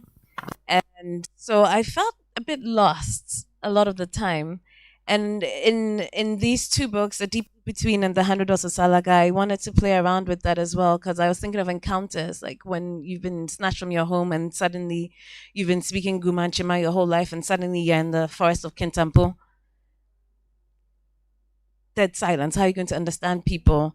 And then, of course, there's the language of the caravans. There's Hausa. There's Tree that's spoken a bit in the north at the time. There is a little bit of the language of the Julas, the people who are like traders coming down from Mali. So you have a bit of Bambara. So I wanted to capture that sort of, mishmash Babel, Tower of Babel type of situation that was probably here. And same thing with The Deep Blue Between. You have a girl who is snatched from, she's a Fulani girl who is sent to Lagos. And from Lagos, she goes to Bahia. So she's going to encounter Yoruba. And then after that, there's Portuguese. So there'll be moments that I didn't translate. A stylistic choice I made just to capture how confusing and how difficult it would be for anyone to be thrown into such a situation language-wise.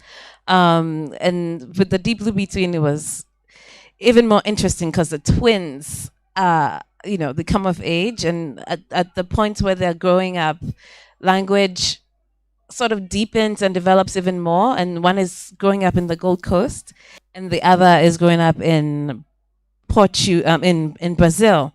So if they do meet, how are they going to talk to each other? They're 10 or 11 when they're separated, and they come back maybe together at some point. So how are they going to communicate? This is a problem that they have to deal with. So I just wanted to play around with that kind of confusion that I felt myself and that these characters would potentially face. And I don't know if you figured out that I'm diplomatically trying not to give any spoilers. So I'm editing myself as I go along. I'll pass it on to you, Nana. So, Nana Darkoa, in The Sex Lives of African Women, Maureen's story especially brought up the use of language in fucking. And I wanted to read a small section of her story that blew my mind. So, on page 238, if you have the book, I'm starting now. Then he starts to finger me, which I don't enjoy. I try to communicate this to him, but it's a struggle. He's the first French guy I've had sex with, and for the first time, I'm fucking in French. The words don't come easily to me. I'm used to fucking in English. I watch porn in English. I don't have the language for sex in French. So yes, this section blew my mind. I would like you to speak on this for me.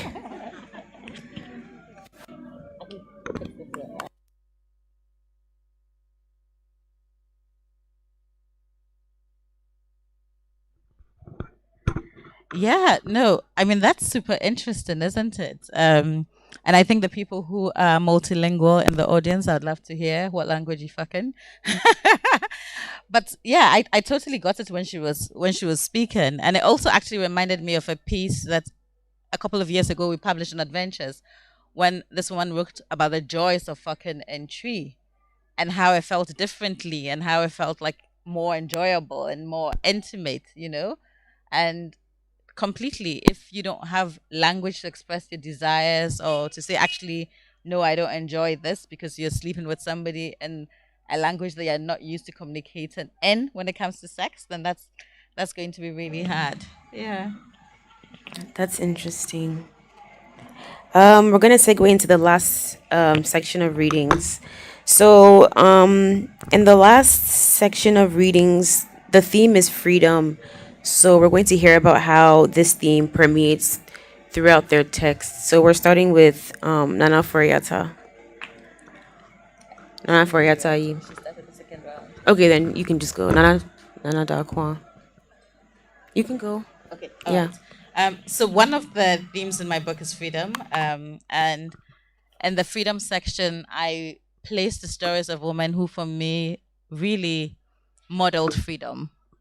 I'm going to read the story of Alexis. She's a 71-year-old Black queer woman who was born in Harlem. She identifies as Afro-Caribbean. The maternal side of her family is from the Caribbean islands, and her paternal heritage is from North Carolina in the United States. She's the oldest woman I interviewed for this. Yeah, she was 71 when I interviewed her. Sometimes I feel very alive when I wake up in the morning. I'll usually touch myself whilst my partner is snoring loudly next to me. There's something very exciting about doing that. I think self-pleasure is very important. I have a good erotic life. My partner and I like to indulge in what we call debauchery. One night, we were drunk and going full tilt at it. It was amazing. And so we made an agreement that it was okay to have debauchery in our lives. Black people are not often invited to identify themselves as hedonistic or deeply in our bodies. Our sexualities are often pathologized. And so we came to the agreement that nothing we do is related to pathology. Some nights or afternoons, my partner doesn't feel very sexual in the morning. We make ourselves feel good by having drinks and food, and that leads to having sex and making love. I'm very explicit during sex. I engage in what people call dirty talking. It turns me on, and I think it turns her on too. I know this because I get results. We also make use of our hands and have a box of sex toys. We often add new toys to our collection. Usually, we take turns pleasing each other. Just last night, my partner was saying to me that we need to find something new to do sexually. I'm pretty sure she was suggesting that we experiment with tying each other up. We've talked about this before and are both excited by the idea. We are both in our 70s and have had many lovers over time, so we know our bodies in ways that we didn't fully know in the past. We're willing to engage in sexual acts that interest us, and we can talk about yes, I'd like to try this, but not that. For example, my partner made it clear to me that she doesn't want me to ask her to do anything that will have her on her knees for a long time because she has bad knees, and that will cause her discomfort, which will interrupt her pleasure. It takes energy to have the kind of sex we like to have. So if we have sex once a week, that's great. If we have sex every 2 weeks, that's great too. It's not about quantity for us. It's really about the quality of the loving we can share as self-identified women.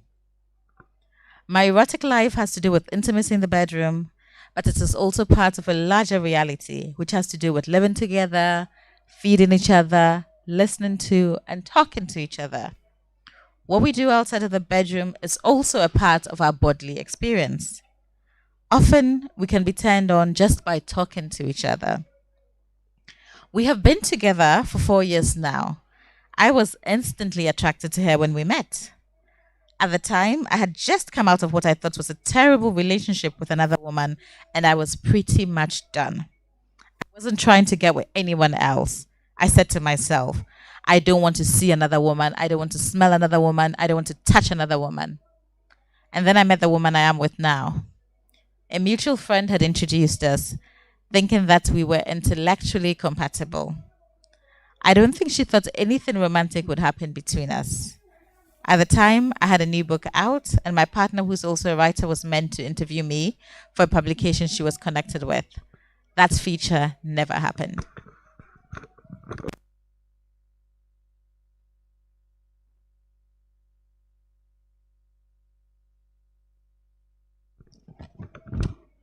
Okay, so this is towards the end of the book.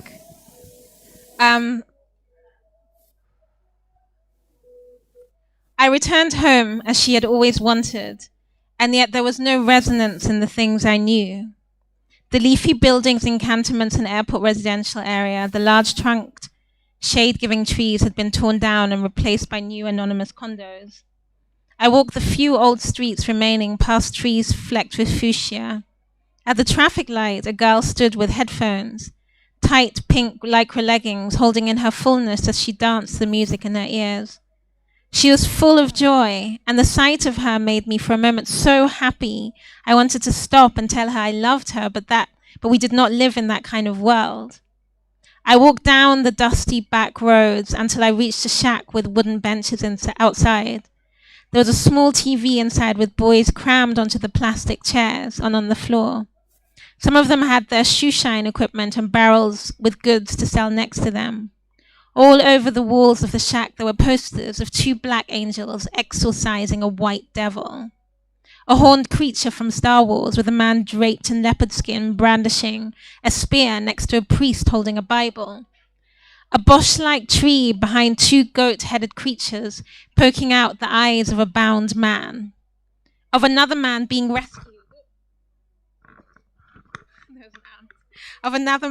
rescued from a Jurassic Park dinosaur by 2 giant dwarfs with red pointed hats and backward facing feet. They were showing a film in which the man was going to a traditional priest who had white caked makeup on his face and seemed to be having a fit, all rolling eyes and tongue, half Godzilla, half goon. In the next scene, a woman on her knees prayed with a pastor for deliverance. I walked to the corner shop, which was also a hairdresser, and stopped to buy food and water. The hairdresser asked me if I wanted my hair braided. It's another braiding story I realized. I nodded and sat down. Her little girl came to sit in my lap. How many children do you have? I asked. Please, 3. How old are you? 23. We were the same age. How long have you been married? 5 years. You're still in love? She laughed. Love. What is falling in love? He calls you, you call him, you go and see film 1 time, 2 time, then you're bored. I laughed. So you're not? Sister, don't get me wrong. I love my husband. But the most difficult part of all is to live with him, not to be in love with him. To see him every day and to accept who this man is. I work with one girl at the shop. She's saying, I'm waiting for the right one. When she says it, I laughed. Yeah, you keep on waiting and see. You don't think there's a right one? Of course not. But what if there is? What if there is and you're not ready because you're not fully yourself yet? Because there's still so much to do before you become yourself. Become yourself?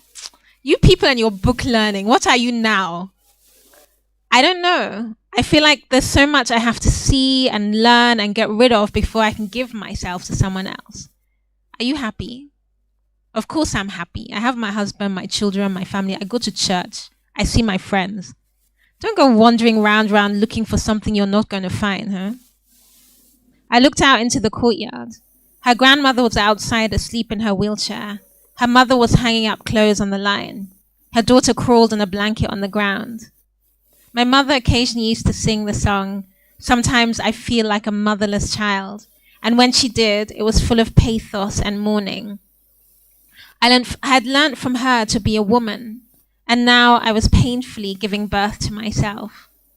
I had made the same mistakes we had been making for centuries, and even though I thought I could see better,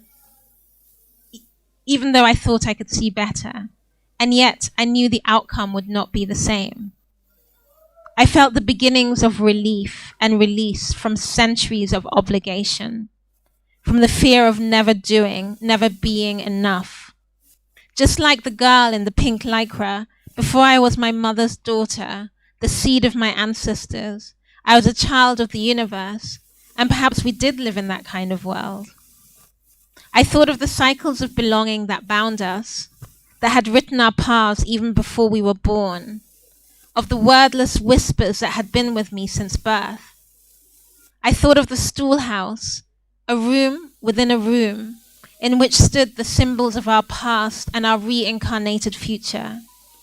I thought of the vision of a bare table covered in layered faded scroll, of the empty chair that stood before it, of the shadows of those who had long left, and of the open door through which, if only I wanted, I could walk.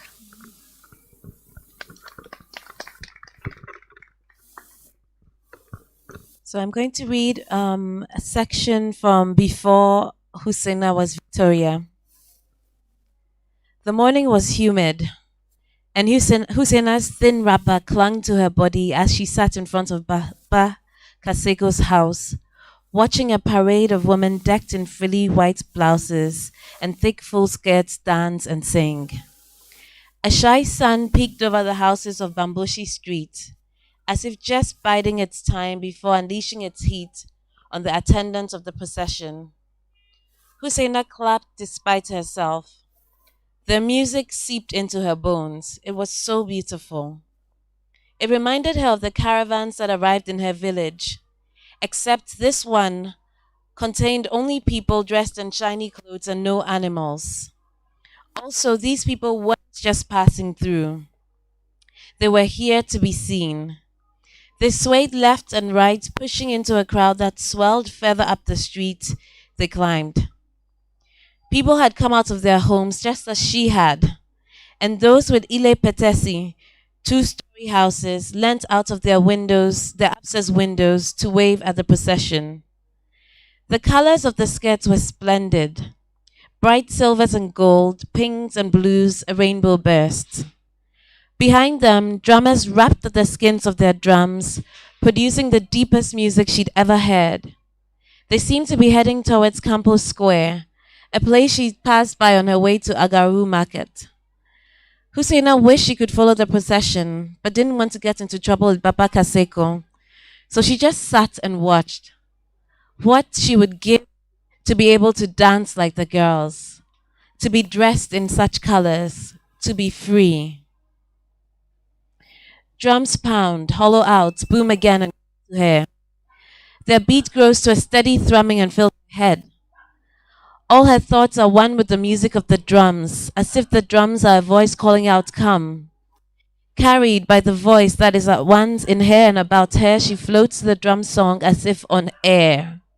The music controls her limbs. She seems to be the only person around the drums. Her body absorbs the heat of the music, spinning as its volume increases and slowing down when the beat changes pace. Her body spins, and she feels at last free. Free of the fear that has always followed her, fear that has chosen her, Fear that often clips her tongue and leaves her struggling to find the right words, that often leaves her in tears. Fear that is so suffocating that even now, as she rises above it, she can't completely rid herself of it. The music makes her fear keep its distance, but she isn't able to will it away for good. She's only keeping it at bay.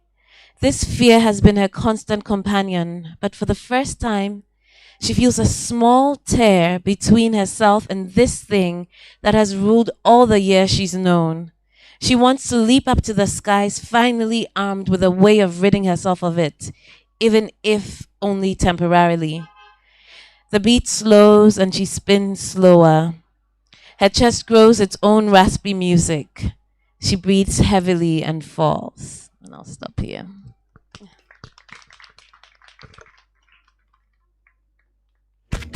So, what does it mean to be free for your characters? Well, for Husseina, I think in that extract is to be without fear, to be bold and fearless, to be outwardly.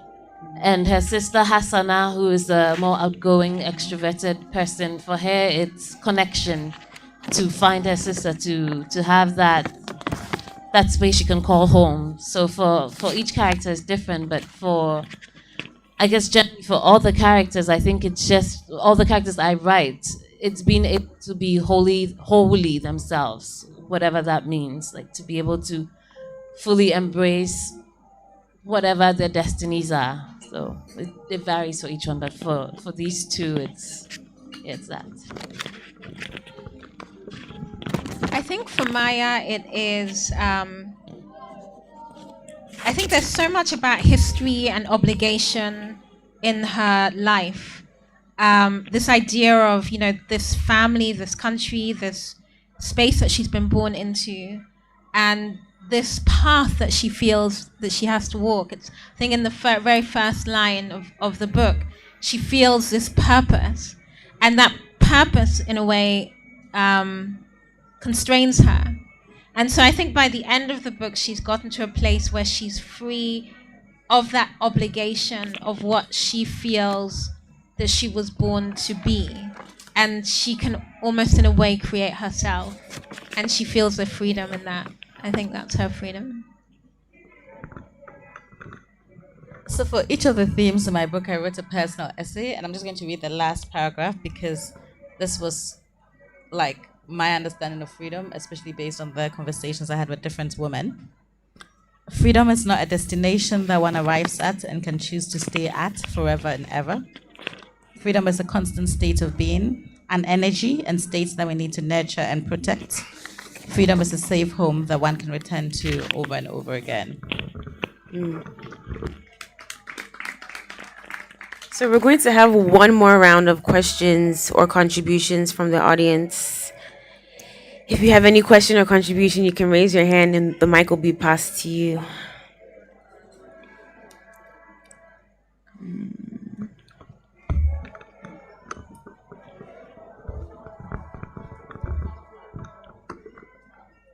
Hello, it's me, Araba, again. Thank you so much for the readings. I have a question for you and then also for everyone here. So I'm writing a book at the moment, and because of the nature of the book, I need to be on the continent for the whole writing process.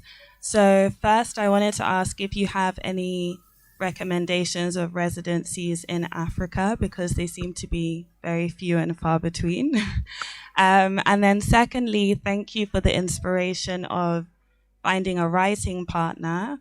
So my question to everyone is, if anyone needs a writing partner, hi, come say hi. Okay, great, yep, perfect. Come find me after.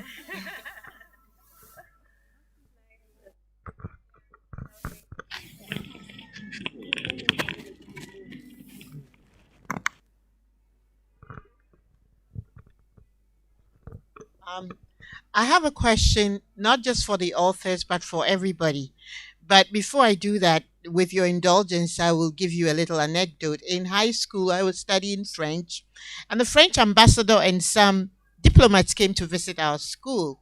Now, you know the verb embaiser is actually the noun. Embaiser is a kiss, right? But the verb baiser means to fuck. Well, I didn't know that. So that when the French ambassador came, our teacher, who was a French guy, played this nice song, and it was kind of nostalgic and beautiful and everything. And we finished, and everybody clapped, yeah, yeah, yeah. And I said, it's so beautiful. And then I said in French, je veux te baiser. The poor guy turned red because what I said without knowing was, I want to fuck you. And the poor guy turned red, and the ambassador and his entourage, and they all went red. And I said, well, what's wrong with that? I just said I want to, and I repeated myself. And it was not good. Anyway, eventually he did say something like, shut up, tais-toi, or something very rude.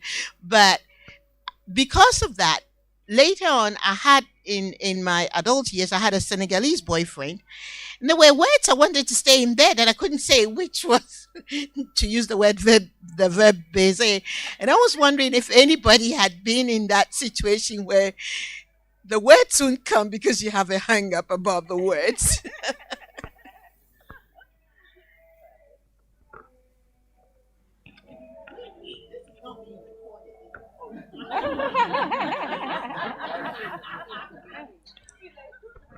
Right. So I'm Abora Nyorgia, and in relation to the stories that we've heard and the book readings, my question is to Haruna. Now, what I was intrigued by your book is that I read your book at Ian Nancy Library. Shout out to them. So they make the book available, and I had a chance to read the 100 Words of Salaga. And what kept me reading was that basically that's where I come from. I come from Upper East. So I thought it was history I was reading. But then the names of the kingdoms and all that I kept asking, is this person a historian? Or what's this person trying to do? So even in the art of communicating how you feel, and you mentioned that you grew up in different communities, and some sort of like identity wasn't made known to you. So you had to find your space in that book and in writing your identity. Here I am, trying to put out my identity on the globe. I'm trying to put the Groni language, which is popularly called Fafra, on the globe. But then, in a form of writing, and trying to put history into writing, my people are not used to the books. They're used to oral tradition. They're used to what they'll hear as folklores. And here, in case you want to write, you want to put them into papers for them to understand. How then can we turn these into oral tradition and make it very useful for our old people? Because yes, indeed, I might narrate to them the books, do the book reading, but there's so much culture or so like rich tradition in the oral form that hasn't been put into writing. And is there a way of continuing that, or you think that's archaic, that we need not to go back to oral tradition and just focus on writing?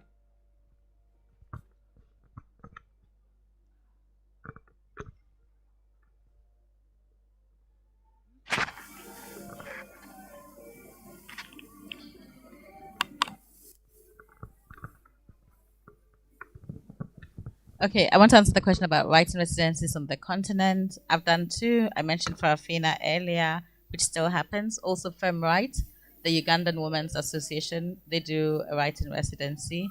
Also, Writivism, they do a writing residency as well. Yeah, those are the ones I know about.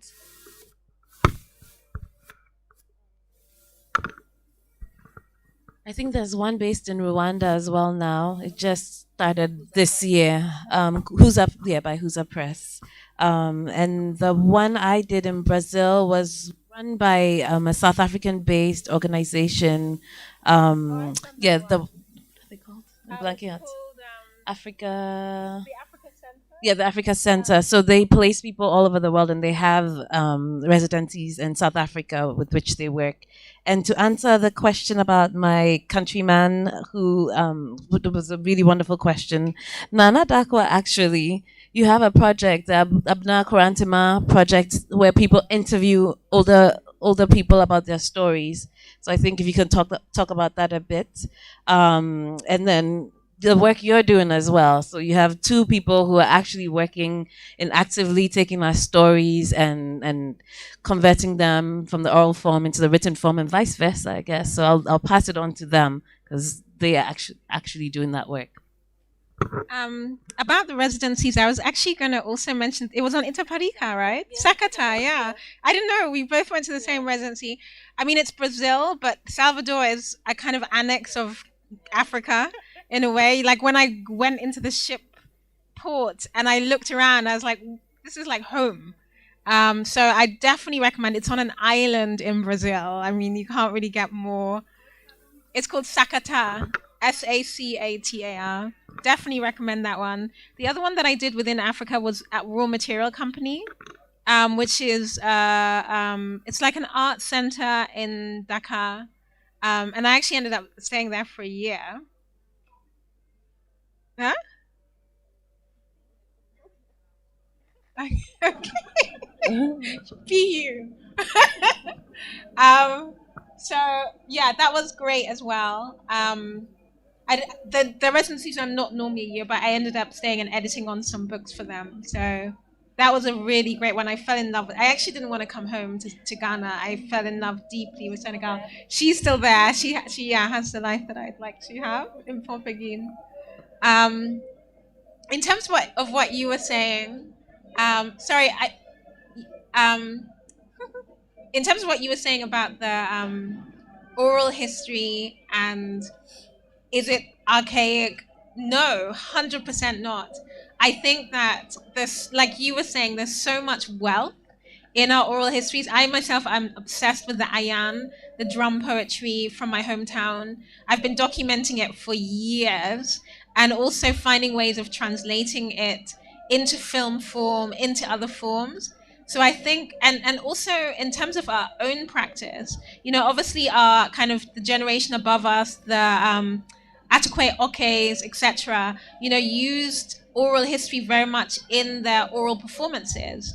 The Oath of the Fontom From very much drew on drum language and kind of reinterpreted it into English to create another oral form. And so I think there's so much space we have such a huge and rich tradition of orature or oral literature, poetries, and such a huge tradition to draw on and to document. And for me, that's kind of like almost the most exciting space. So I think, take your space in your context and dive into it. I think it's really exciting. I mean, yeah, I won't go on about my work. We can talk separately about that. Aisha, thanks for mentioning the Abna Quantum Oral History Prize, because sometimes you forget certain things, right? But many, many years ago, I was inspired to start interviewing my grand aunt because I was struck by the contrast between her and my grandfather, who was educated because he was a guy and had written his autobiography and written other books. And she, I thought, held like such a wealth of knowledge, but hadn't been educated, so couldn't write her own story. And so over a period of time, I would just like go and just visit her and turn on my camera and just record her. And then I just sort of had the eureka idea of, okay, why don't I try and encourage other people to also do this? Because I think particularly older people, their stories are being lost. I mean, my grand aunt told me about some of our women ancestors who walked from Kumasi to present-day Chindrase because they wanted to get away from war and because they wanted to find husbands. And there's so many incredible stories that she told me, and I just know there's so many stories out there. So with the support of my family, we started a prize called the Abna Kwantuma Oral History Prize, which is administered by the Writers Project of Ghana. And it's really to encourage people to document the stories of older women, particularly those who cannot document their own stories in written form. And the whole idea is the story is told in whatever language the person speaks, and once the final stories are selected, Writers Project of Ghana takes responsibility for also having the text version and And I think we just need to archive this for the future. We just need to archive this for the future. Yeah. Okay, so before we go, what's next for you all? What can we look forward to? I need to finish my nonfiction book on the kola nut, becoming my doctorate. So, yeah, I have that. I just released Zainab Takes New York, which is a trilogy, so I have to write books 2 and 3. I have a children's book, and on and on and on. I just hope to keep writing for a long time. So, yeah. That's amazing. I have the book that I'm working on at the moment, which is a nonfiction book. I also have a children's book, which I signed up for.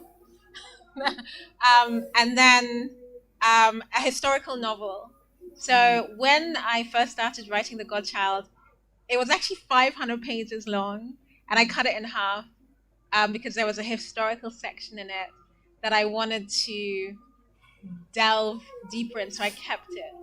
And so, yeah, after this nonfiction book, I'm going to go back to the historical novel, which I'm excited about.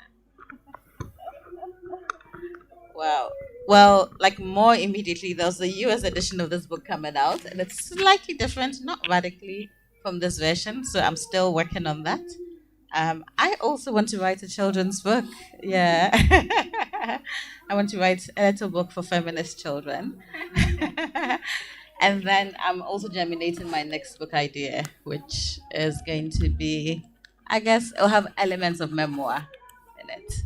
Yay. Okay. So you can buy the books from Vidya. They have a stand to your right. And we've come to the end of the event. So I want to say thank you very much. Thank you for being an inspiration to all of us. Thank you for your work, and we'll continue to support you.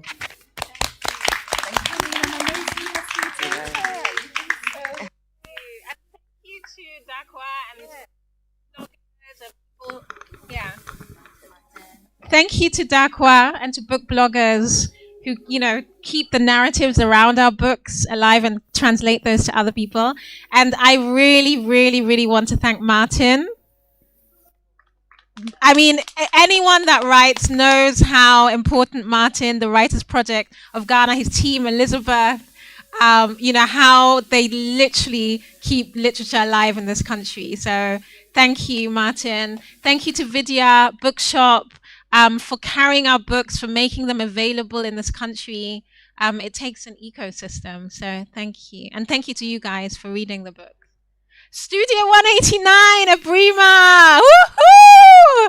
Thank you for hosting us and for having us in your beautiful space. Abrima sent off her collection tonight, so it was a lot happening, but thank you for having us in your beautiful space and having this energy around us. Thank you, Palm Moments, for providing the drinks. Thank you, guys. And yeah, thank you all for coming. It was really great. And thank you to my sister. Thank you to us.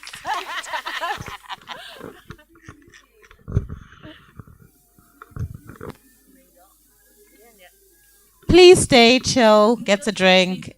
Buy some books. Buy several books. Christmas is coming.